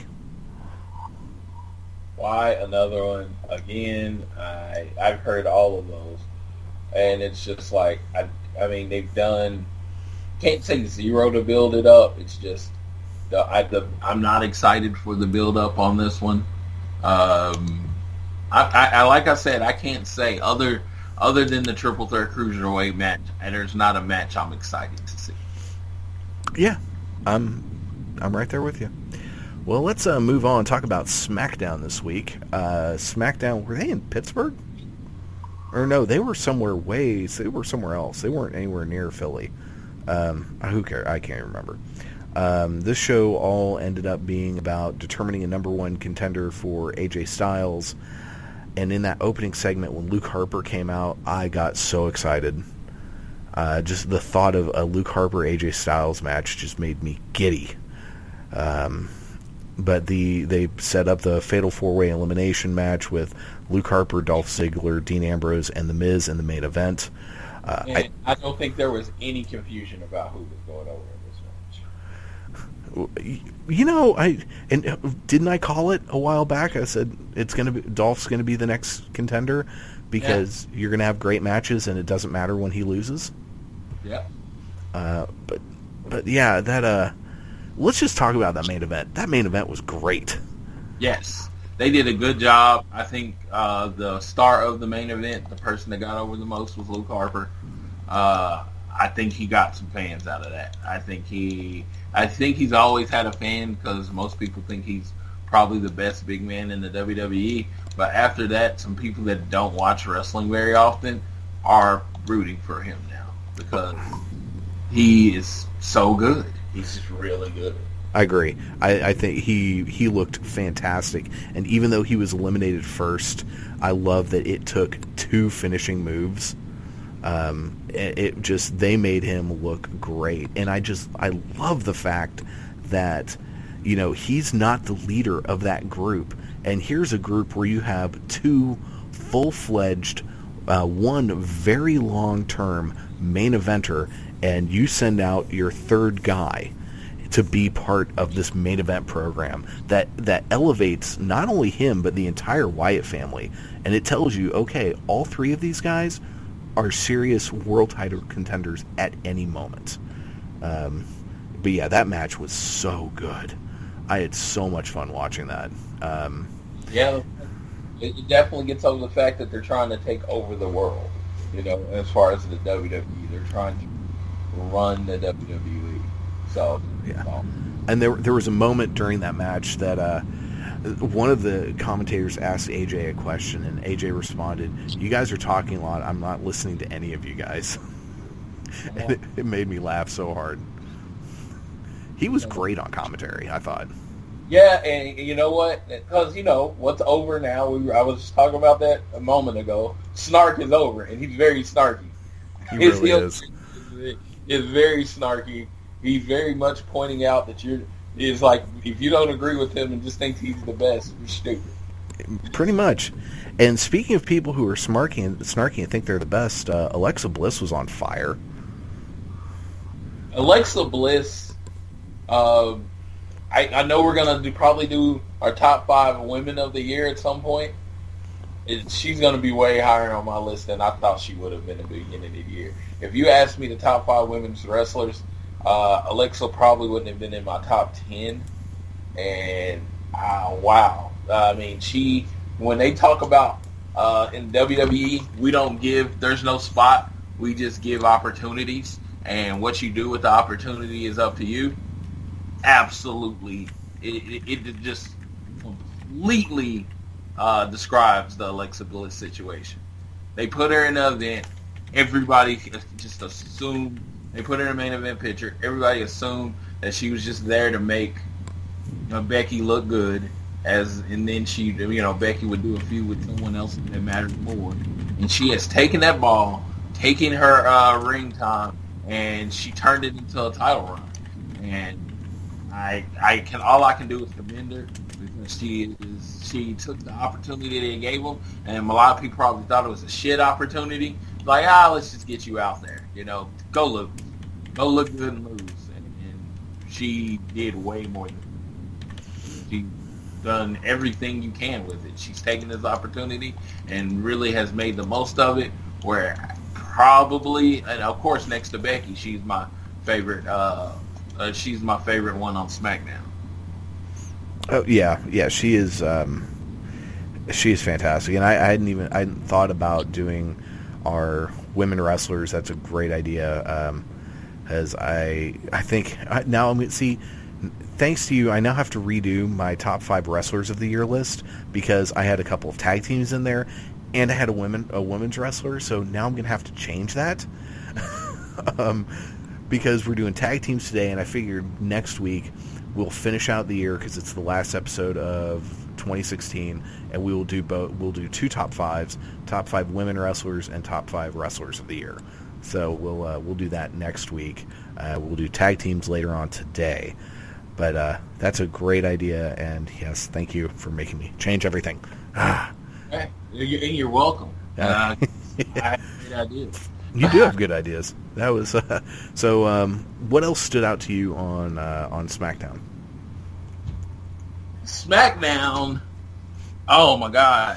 I have to talk about it because I was so depressed when it happened for this guy, Zack Ryder. They give him a Mojo the win in that tag team battle royal, which was done a little more interesting than I've ever seen a tag battle royal done. I'm guessing it was for time purposes.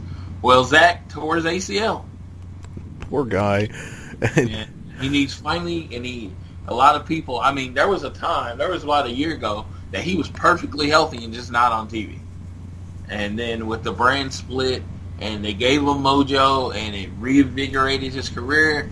His fan base was there. He was pretty much on TV every week with talking smack. He was Zack Ryder. He was the Zack Ryder I always thought he would be. I never thought he would be the main star, but I always thought he was a solid hand. He would be great in the tag team. He would be great on his own, and then he tears his ACL. And for that family, because for people that don't know, he is with Emma in real life. They are very much together. That they just went through a major neck injury for Emma, and now they're going through a major knee injury for Zach. If you want to show the absolute quintessential wrestling family, there you go, because you're always healing something. That was sad, and you could tell that something was wrong with the way he was just holding himself on the ring apron, and he just didn't look happy. When Mojo came up and was trying to get all celebratory, he just looked pissed and in pain.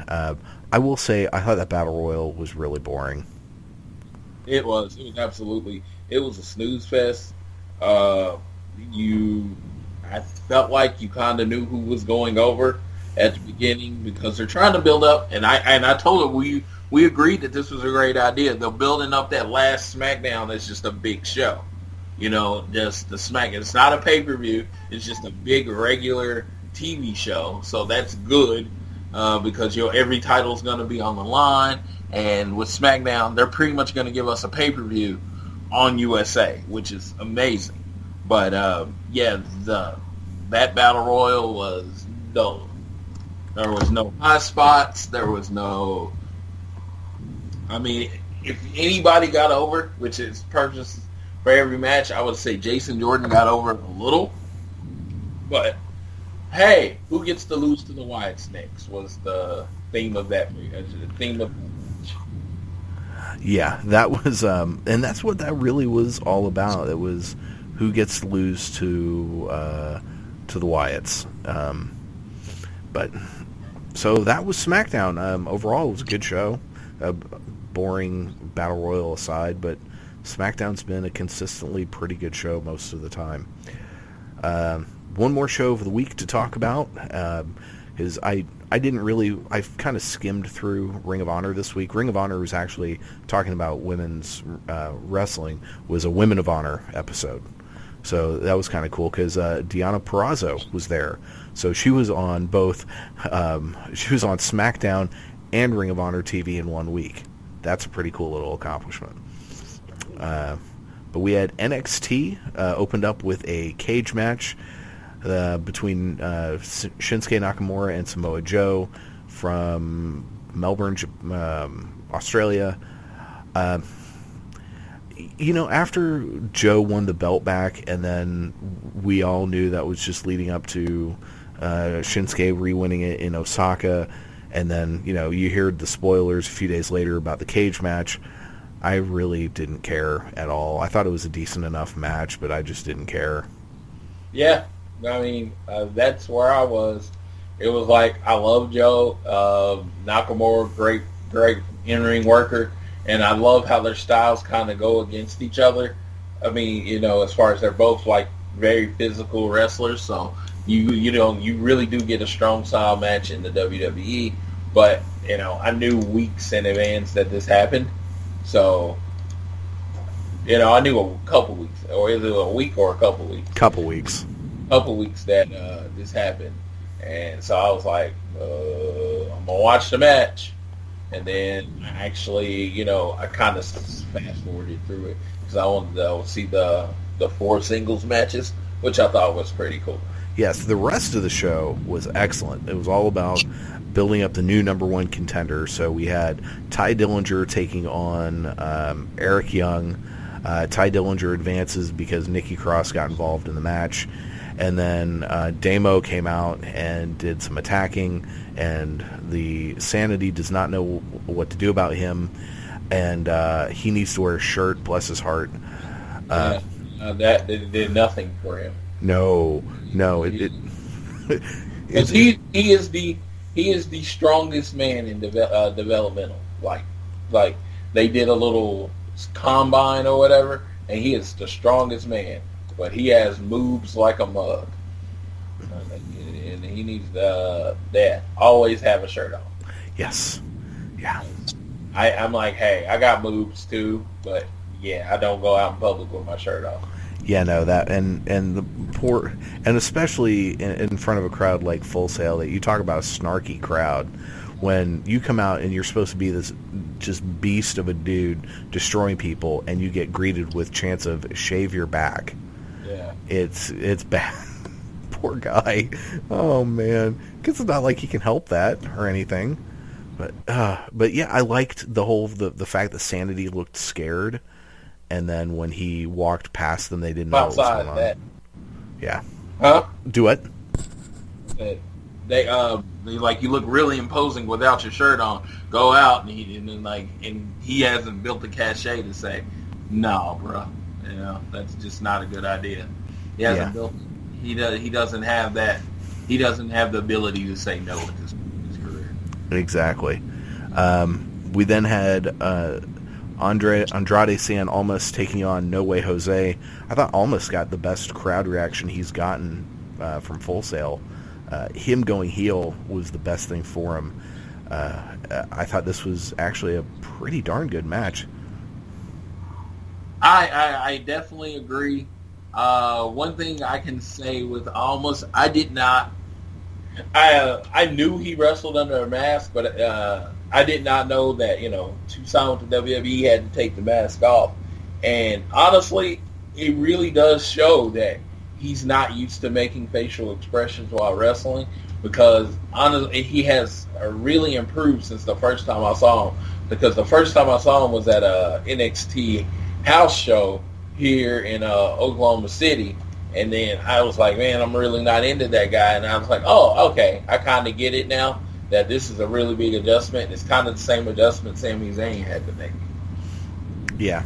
And one thing I will say, two things impressed me during this match. One is No Way Jose, I think, is a lot better than most people are going to ever give him credit for. He is surprisingly not terrible for a guy that just comes in, that just screams, I have one gimmick, and once this wears out, I'm screwed. And the other thing that stood out to me is Percy Watson was so much better on commentary this week than he was that first week. Yeah. So much better. He was toned down. Of course, every team is going to take a moment to gel, and I felt like I feel like he worked with Corey Graves on the whole less is more thing, because that's what it was. It was just, he said less, but what he said was more effective, and him calling Corey Graves gravy cracks me up. That was awesome. That was really awesome. Let's see. We then had Elias Sampson, who I think the entire room wanted to murder, playing an out-of-tune guitar, singing out of tune. It was so bad. Full Sail hates him, I think, more than anyone else. And then I loved Corey Graves, who said, in defense of Pittsburgh, I have to say, what I need is, what did he say? I've got the quote here. What I need is a pair of earplugs and a hammer to destroy that guitar. Elias Sampson sucks. I was going to say, Corey Graves is like, as far as color, he is very much the voice of the new generation of wrestling, because, like I said, snark is over, and he pretty much does snark as good as anybody. So, I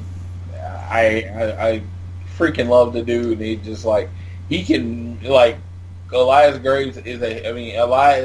Sampson is a heel, and usually Corey Graves goes, has the heels back, and he was like, no, I hate this dude. And that's what I love about Corey Graves, is there are some baby faces that he loves, and then there are some heels that he hates, which goes against the whole dynamic of heel commentator. And I agree, he's that snarky new generation kind of thing. Elias took on Roderick Strong. Elias, in his entire problem is gimmick. He's not terrible in the ring. He looks great. His look is fantastic. I love that Roddy just took some punishment and then hit just a couple of moves and boom, it was over.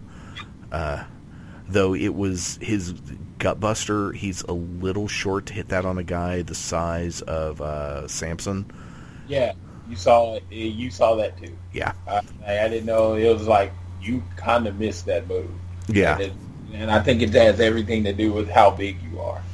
I think it was two things. I think it's the fact that Samson is so tall and the Samson is so green, because he's hit that to tall guys. I mean, I'm pretty sure he's hit that move on Okada, and Okada's a tall dude, and it didn't look that bad.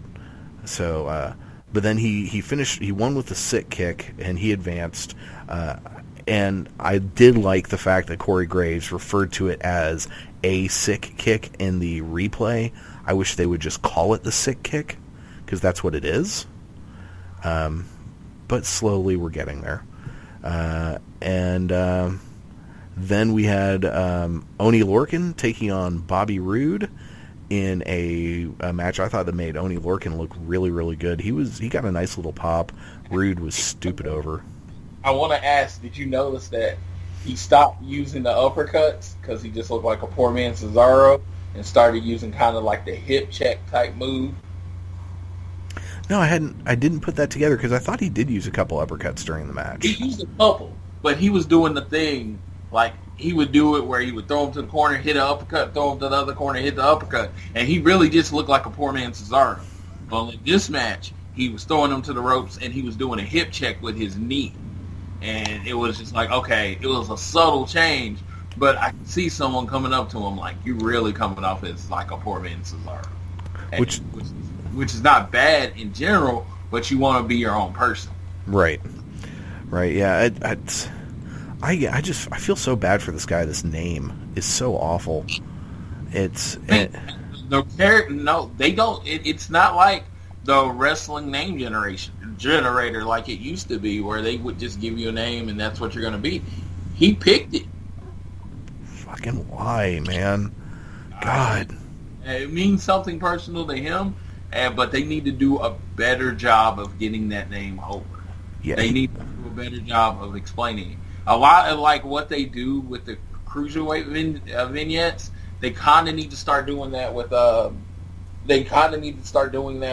some of the NXT guys, especially the newer NXT guys, because they are doing a shit job of establishing the somewhat homegrown talent. Oni Lorcan wasn't that big a name in the Indies, so I'm still counting him as homegrown because his name is going to be getting really made as a WWE superstar. I could see that. I mean, he was pretty well known in the East Coast. He did a lot of work for Big Time Wrestling, and I think he was in Evolve as Biff Busick, which I still think is a much better name. But yeah, if they would explain the name, if he would have some vignettes explaining some stuff, that would be great. The good thing, though, is despite the fact that his name does not roll off your tongue, Full Sail seems to really like him. Yeah. And he's really good. He's a good brawler. This match I thought was pretty good. Bobby Roode did a good job of basically selling the entire match, and then out of the middle of nowhere, hitting a couple moves in his finisher and winning. Yeah, I don't like the fact that Sin Almas and Bobby Roode both use a version of the DDT. I don't know what else they would do with Roode. I don't know, but I feel like with all the wrestling moves out there has to be another finisher he can do. Yeah, well, he's probably not going to go back to the Roode Bomb, seeing as that's just the AA. Yeah, he could do something before the Roode Bomb, but I can't remember what it was. I'll have to do research and figure it out. But it's definitely better than that pump handle slam. Yeah, and I remember he used the Canadian sickle for a long time too. So that would be good. Yeah. So next week we're gonna have is it a elimination fatal 4-way or just a straight up fatal 4-way? Straight up fatal 4-way is what I. Okay, so it's going to be Andrade Cien Almas taking on Ty Dillinger, taking on Bobby Roode, taking on who's the other one? Roderick Strong to determine the number one contender. That should be a fantastic match. Yeah, it's going to be a really good match. I think that, if they really do give it the time, I think it should be like the last 30 minutes of the show, if not like the beginning of the show, and then they throw some more stuff in there. they can do everything they want to get that over. That can be a great match. And it's going to be a chance to establish all four of them as true title contenders if you want to do it that way. Agreed. And what would be cool is if they did that one time when Sami Zayn and Samoa Joe had that match, and they kept talking about, well, we've got this other match coming up, and then the Sami Samoa Joe match took the entire show. Yeah. But they kept saying, well, we've got this coming up, and then at the end of it, like, well, okay, we're going to do that next week. That would be cool. Especially if you did this as an elimination match, because an elimination match you can make go longer, because that's 3 falls instead of 1. But yeah, this is going to be a really good way, just like what they did on SmackDown, of establishing all 4 of these guys as main event level competitors, title contenders the whole way. So I am looking forward to that. And in some NXT related news, and speaking of guys who got stuck with bad names, there is a certain very tall someone who is coming back to WWE. Chris Hero is on his way back. So this begs the question, does the poor bastard have to go by Cassius Ohno again? Does he go to NXT? Does he go straight to the main roster? Does he tag team with Cesaro? What's going to happen? I'm looking forward to him. I actually dug the Cassius Ohno character because it was just a person that liked to hurt people. And I really thought that was... I've always been a fan of that type of character. I just think it just works. And so I'm looking forward to him coming back. I remember he had gotten shortly released before WrestleMania 30, and I met him just walking down Bourbon Street, and he was just a cool guy. And, he's the wrestler's wrestler. And if they bring him back and they put him on the main roster, and they if they absolutely insist on Cesaro having a tag team partner, he's the only person that should be it. Yeah, because they were the Kings of Wrestling, were they not? Yeah. And they need to, I don't know who owns that name, but they should call themselves the Kings of Wrestling. I don't know how they would do it. It would be very cool. But yeah, so speaking of people joining the WWE, Sportster.com had a pretty interesting list out this week. 10 wrestlers who will join WWE in 2017, and 10 who will be released. I thought we'd go through this because it was a pretty cool little take. This website does a pretty good job with lists, I think, and I'm a sucker for lists. Yes, yeah, we're all about the list. And after I went through and I was like, man, this was a pretty good list. It actually got me excited about a couple people joining, and but most importantly is Jay Lethal. I mean, yeah, well, they pull that off.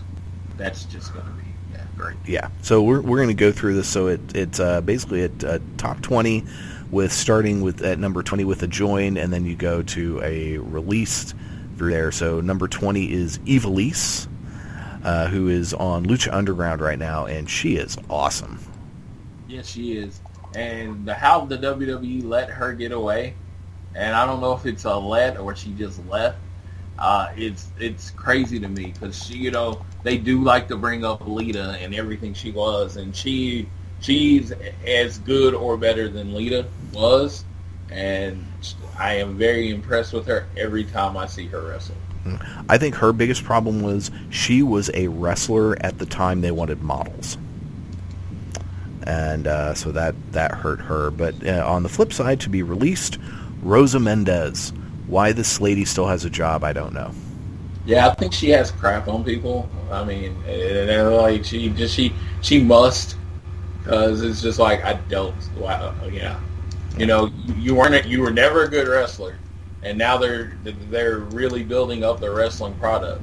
So unless they put you, I thought her best is when she was with Primo and Epico. She just added something to their team, and I never understood why they got rid of that. They should put her back with them. She wasn't awful as Fandango's dance partner either, because she can dance. But next on the list was another join, Angelico. Oh, hell yes. Please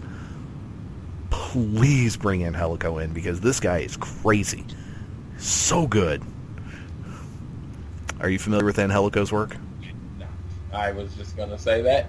I trust your wrestling opinion as much as I trust anybody's. So if you say someone's good, you're not just gonna throw it out there. You're not just gonna blow smoke up over anybody's ass. So I trust that. I will probably now that it looks like it might be a shot. I wanted to look at it before I got here, but we were both talk about the time restraints of our life. So, Yes. so I was restrained by time to actually go and check this guy out. And I want to, and I definitely will. But The things I suggest looking at, there are a couple of matches that from Lucha Underground, the Trios Championship matches, where Ivelisse, and Son of Havoc first won the Trios Tag Team Championship, and then when they successfully defended it in a ladder match. Then later on, both matches are from the first season. I'm pretty sure the first season of Lucha Underground, and they are incredible. And it just makes you look at that entire team. All Ivelisse, who we just mentioned, Angelico, and then Son of Havoc, who's also Matt Cross everywhere else. You just shake your head and go, why aren't these guys, all signed and wearing WWE gold right now? Because they're that stinking good. On the flip side, to be released, poor Darren Young. So, do you think Darren Young should go, or do you think they should give him some more time? And I don't want this to come off the wrong way. They're not going to release him because he's kind of the face of the gay wrestler right now. Yeah, no, I think that's the thought everyone has about him, is that because he came out as the first openly gay wrestler, at least in the WWE, that they're terrified to let him go. Yeah, he's the face of the openly gay wrestler. So he ain't going anywhere. Should I mean, he has the look and everything, and I don't know why they were in a hurry to get rid of the primetime players. They were a good tag team. They had great chemistry off of each other. I just don't, like I said, I don't understand why they were in such a hurry to break them up, because it really, as they always ask, what's next? What's next for these two? Because all both have done is floundered since then. They work as a tag team, keep them as a tag team. Agreed. The next one is a join Carlito.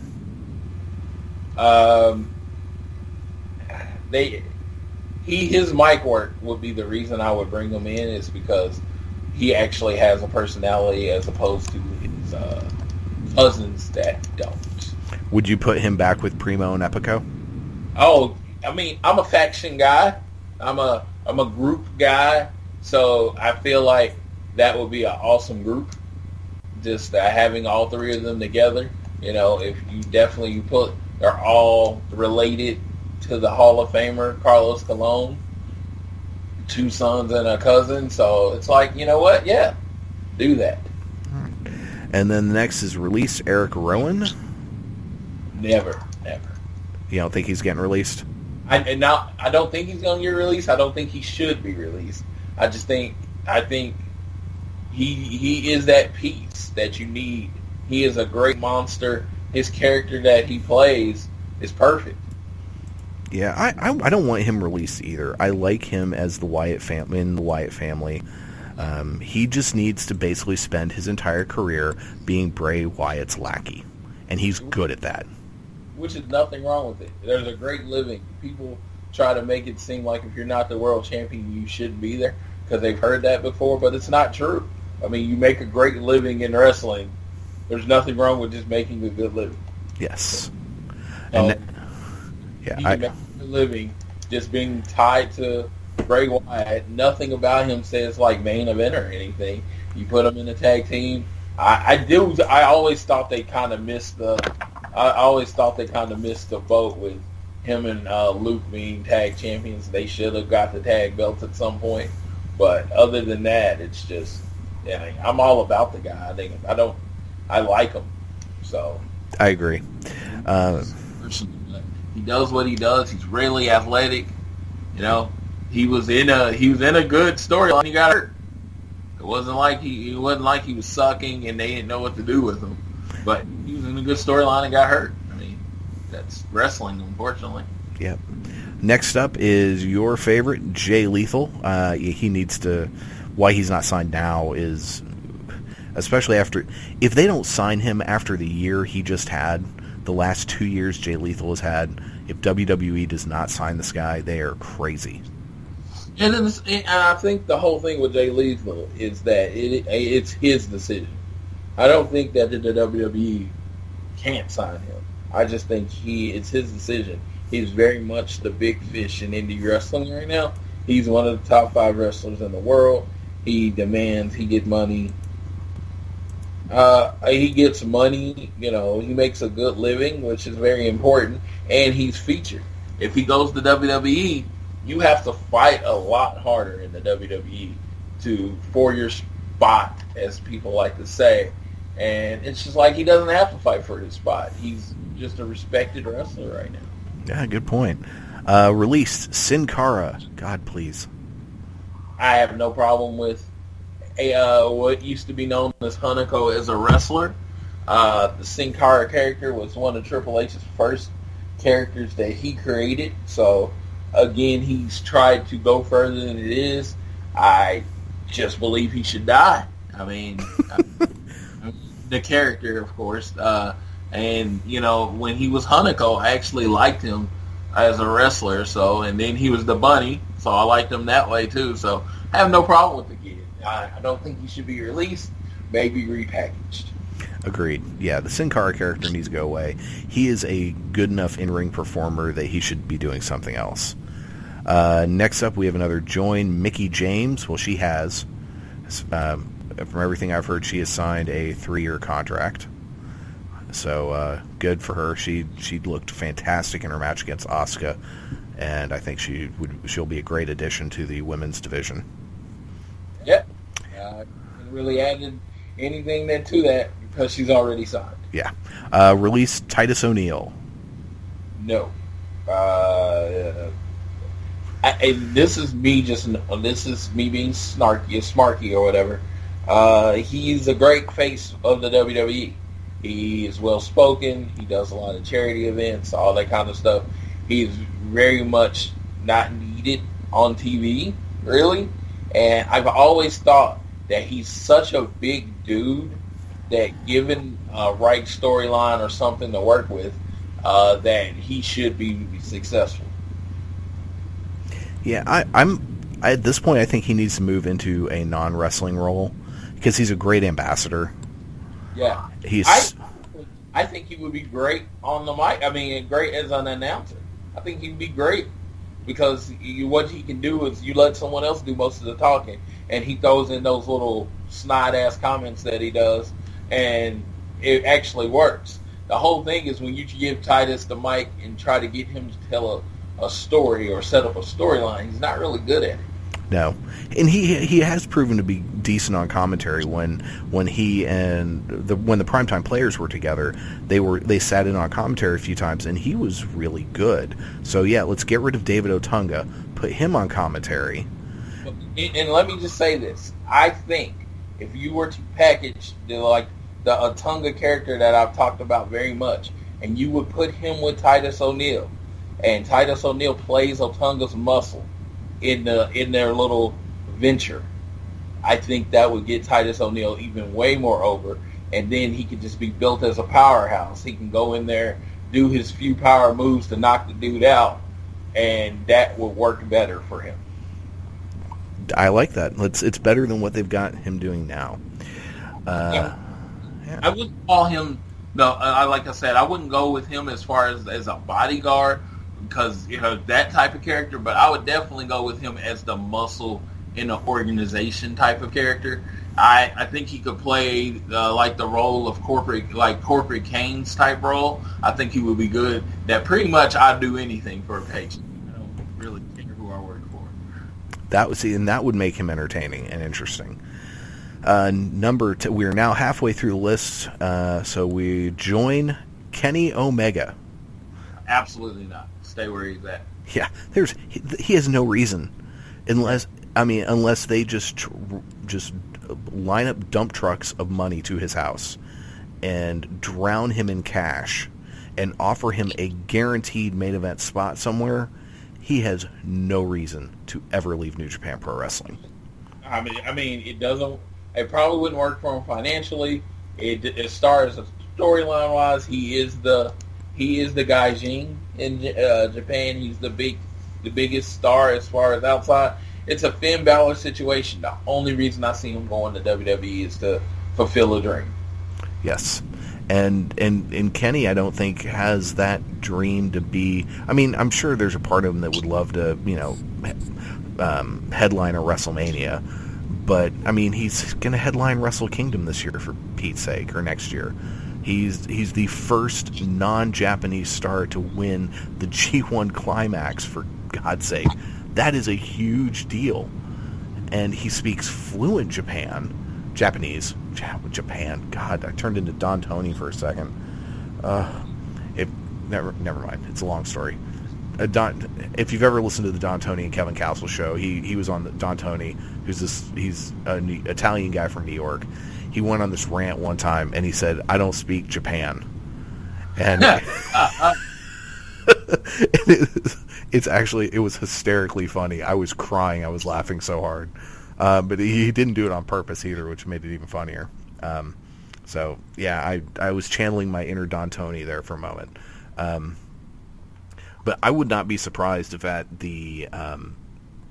Wrestle Kingdom this year, if Kenny Omega became the IWGP Heavyweight Champion. So I'm looking forward to that show very much so.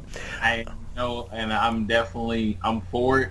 I think all he's done over the last year is put on great matches. So yeah, I know it probably is longer than that, but everything I've heard about him in the last year has been he's just a rare talent. Like, if you would have asked me, hey, should Finn Balor come to the WWE, I was like, well, Finn Balor's fine. He's part of the hottest act in the world. So I would have said the same thing about him, and then he signs. So I say with Omega, I don't think he should sign. Doesn't seem like there's a reason for him to sign. But you know what? Look what they did with Finn Balor. I mean, they built his character, and his character was already built, but they WWE'd him very well. So yeah, they did. Next up, released Apollo Crews. No, absolutely not. Yeah, no, he does not need to be released. They need to do him a lot better because they have just screwed the pooch on this poor guy. You have a guy that's this talented, that looks like this, that can do all that stuff in the ring, and you're doing exactly Dickus Wickus with him? Yeah, so we're in agreement there. Join, I think we will both agree with this one, Ricochet. Yeah, he's going to change the in-ring style of the WWE when he signs. Yep, agreed. Release Tyson Kidd. Oh, that makes me sad.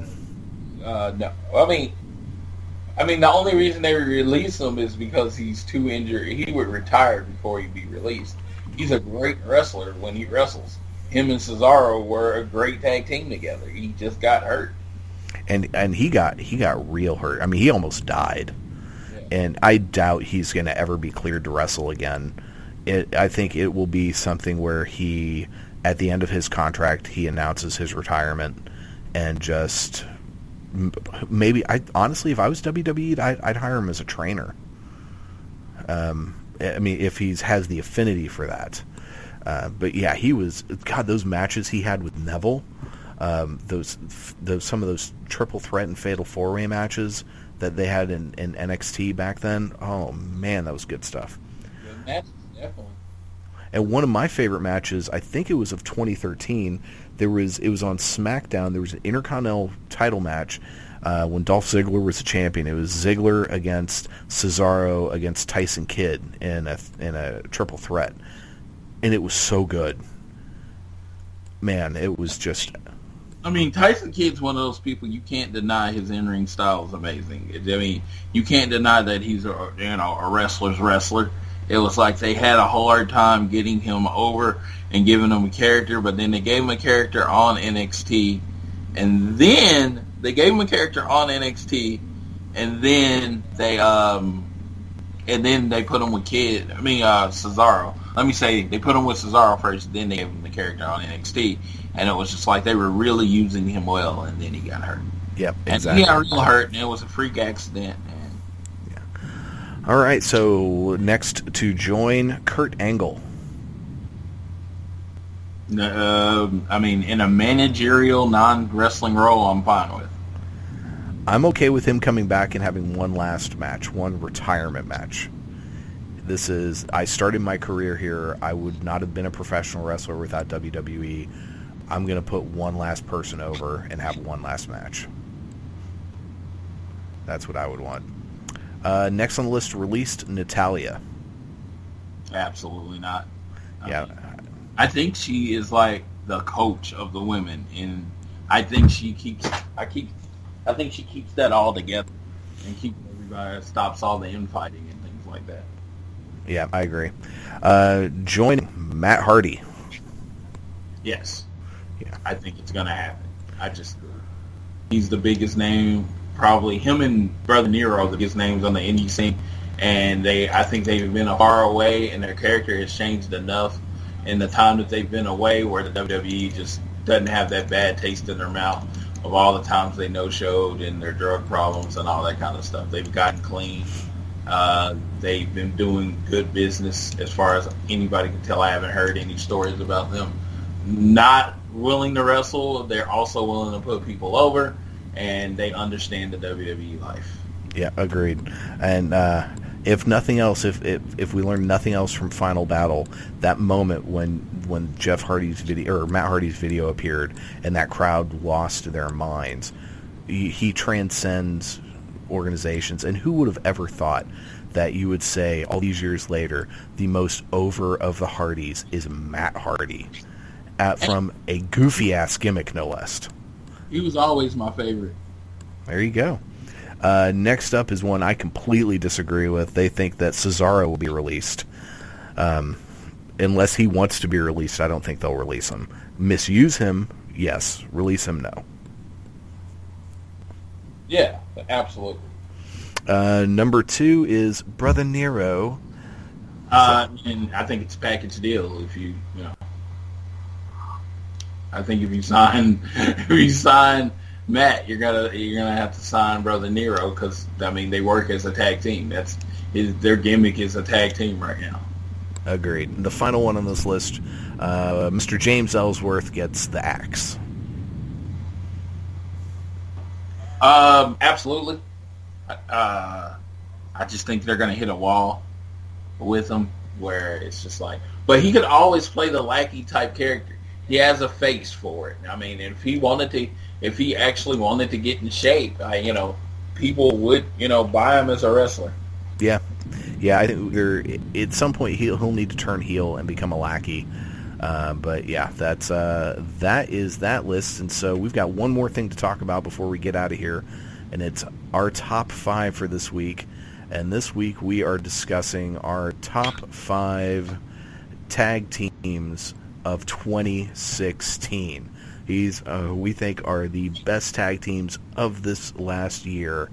And did you have any honorable mentions? I had 3 honorable mentions, and this will tell you, let me just say this has been the best year of tag team wrestling.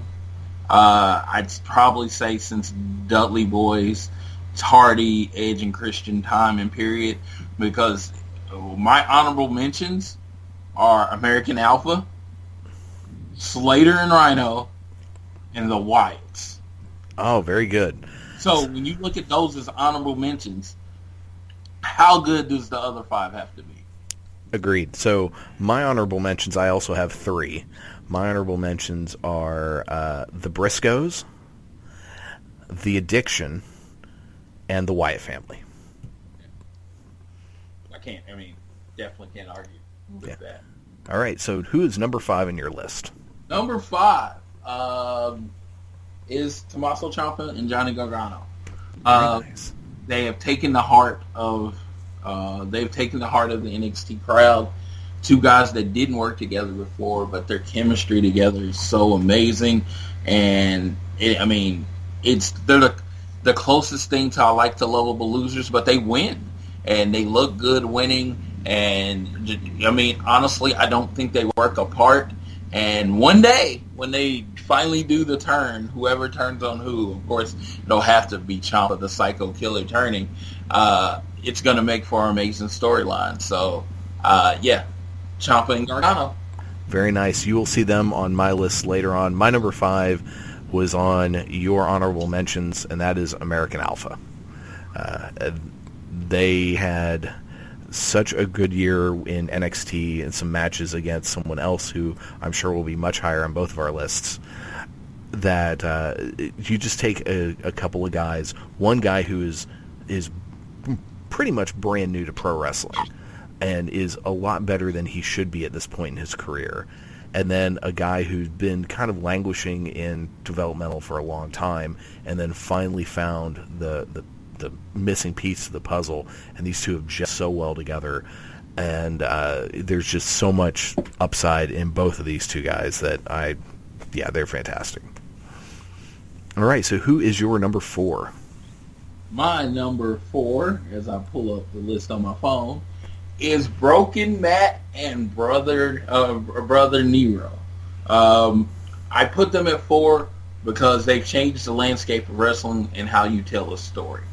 A lot of it had to do with TNA languishing and looking for something new and something different. And in this case, Billy Corgan, from what I understand, had a lot to do with green lighting this information. But they've revitalized their careers in a way I never thought they would. I never thought they would be a full-time tag team again. Some of his promos and how he stays in character, very old school, like 70s, 80s. He stays in. He doesn't break kayfabe that often, and the gray hair. And Matt Hardy has always been the storyteller of the group.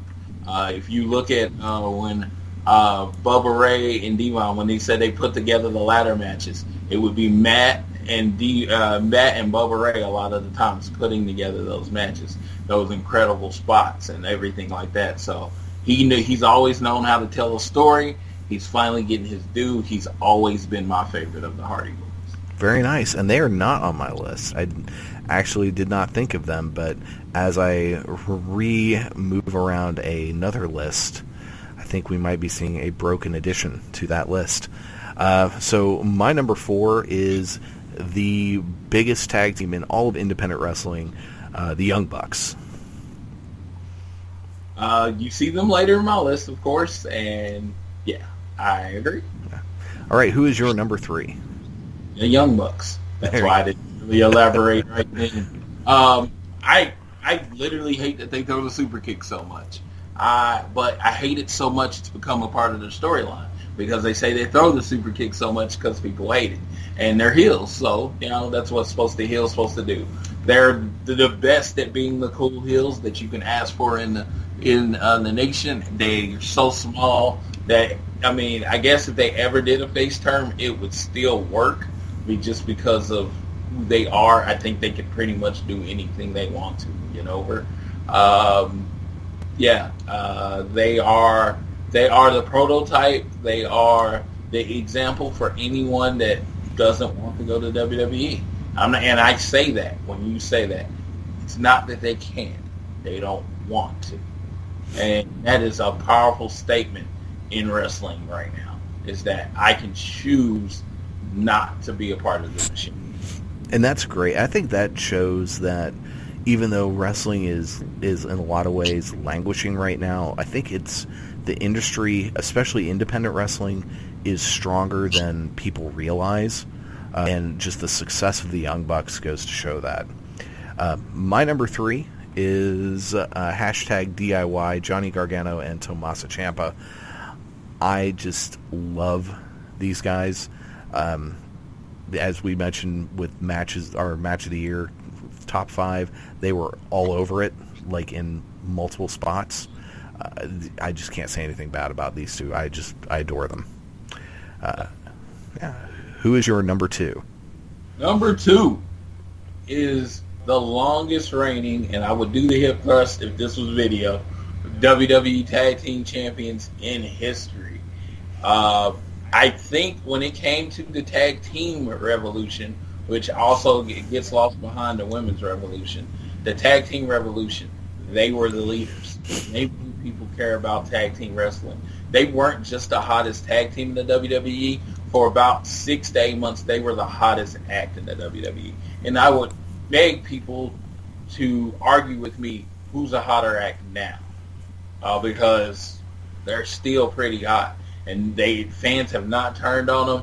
And when they do their thing, they're still behind them, and that is something to say, because fans usually would have turned on them by now.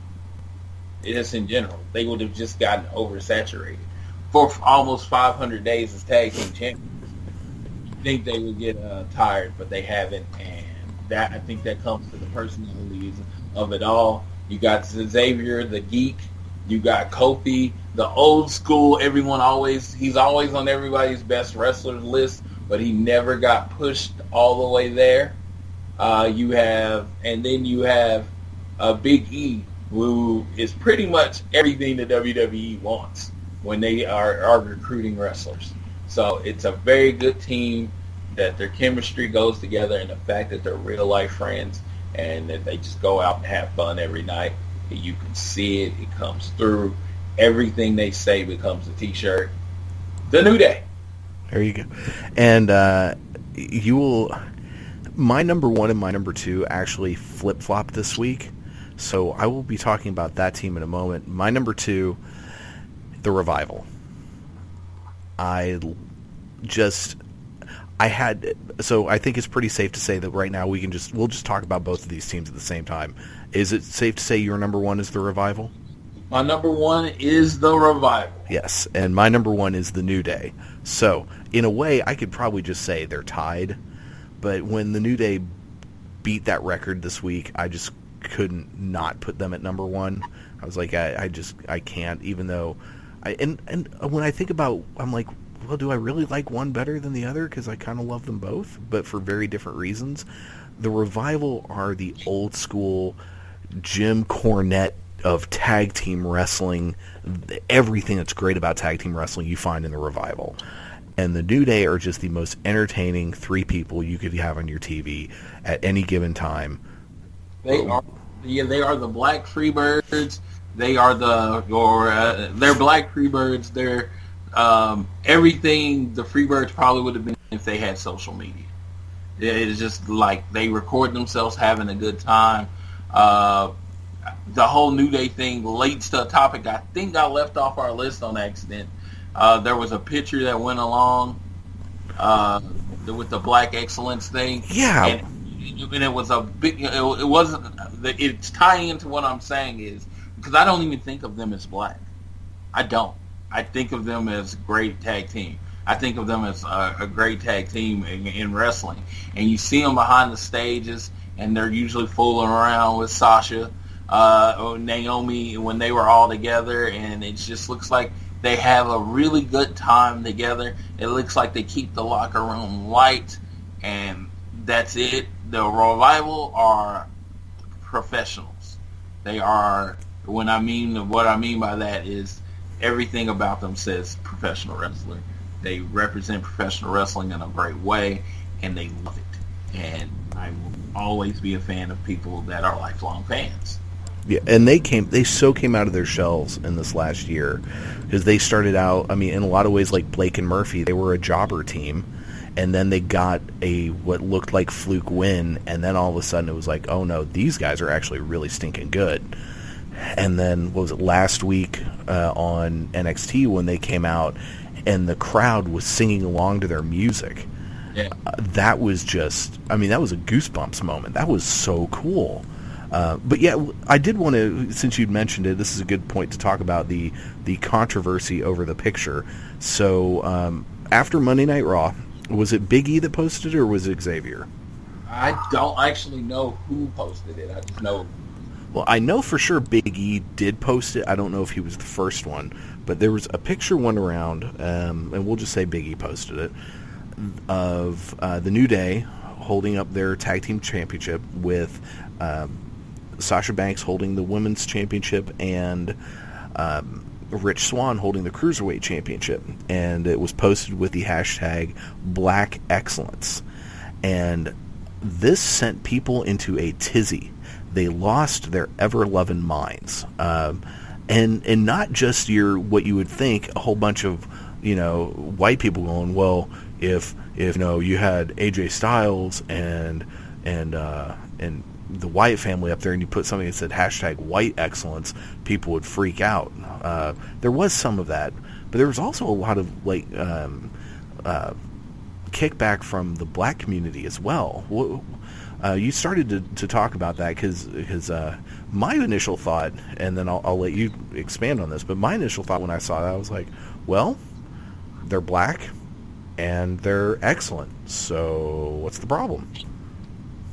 My whole thing is, I definitely put a large post on our club group about this, and I'm just going to kind of just go into exactly what I'm saying. I long for the time, as a black person, I long for the time where that thing would have just said #excellence, and they would have just been friends that decided, to take pictures of themselves.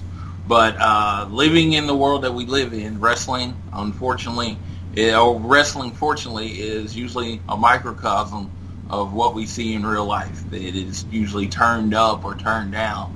And the fact is, there was a time in wrestling where there was Junkyard Dog, who was one of the biggest wrestlers in his territory.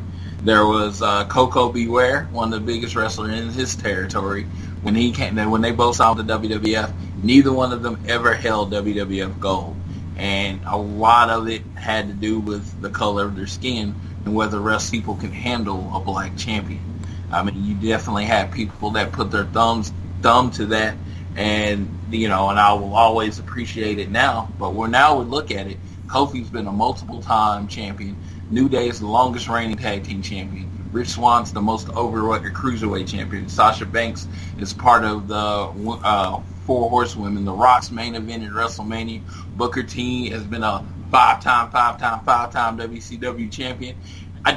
You don't have to think of them as black anymore. They're just wrestlers. And I'm not saying to me the post was necessary, because the post is just to the thumb in the nose at the people that just don't believe that black people can do this, and thumb in the nose definitely at the people, because the WWE has long been considered racist. And looking at their current roster, looking at what they do, I'm like, I don't really see it. I don't understand where that's coming from.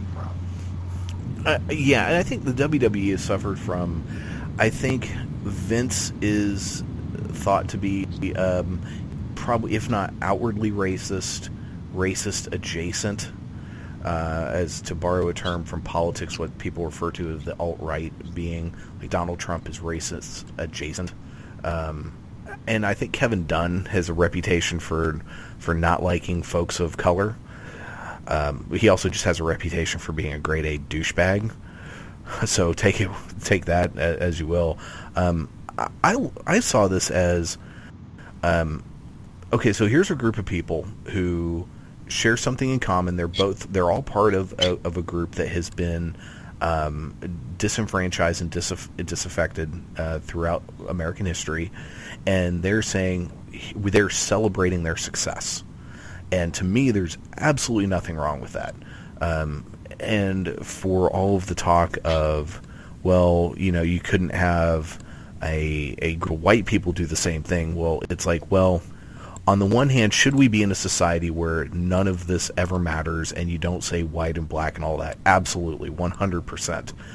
Sadly, like you said, we're not. And the connotation that comes with, even if you don't have poor intentions in doing it, the connotation of saying, white excellence or white pride or any of this is really bad. Even if you have not a racist bone in your body and you are just, bless your heart, clueless. And you're just like, well, I happen to be white. I like who I am. And you just don't realize that there is a real serious negativity to that, and that people interpret that as being, as an oppressive system and as an oppressive society. from years past that is slowly being chipped away, but still to some extent exists in this day and time. And that's sometimes I think what's get lost on some of the people who are the folks who are like, well, you know, you can't have a White History Month and all that. And it's like, well, you're the majority.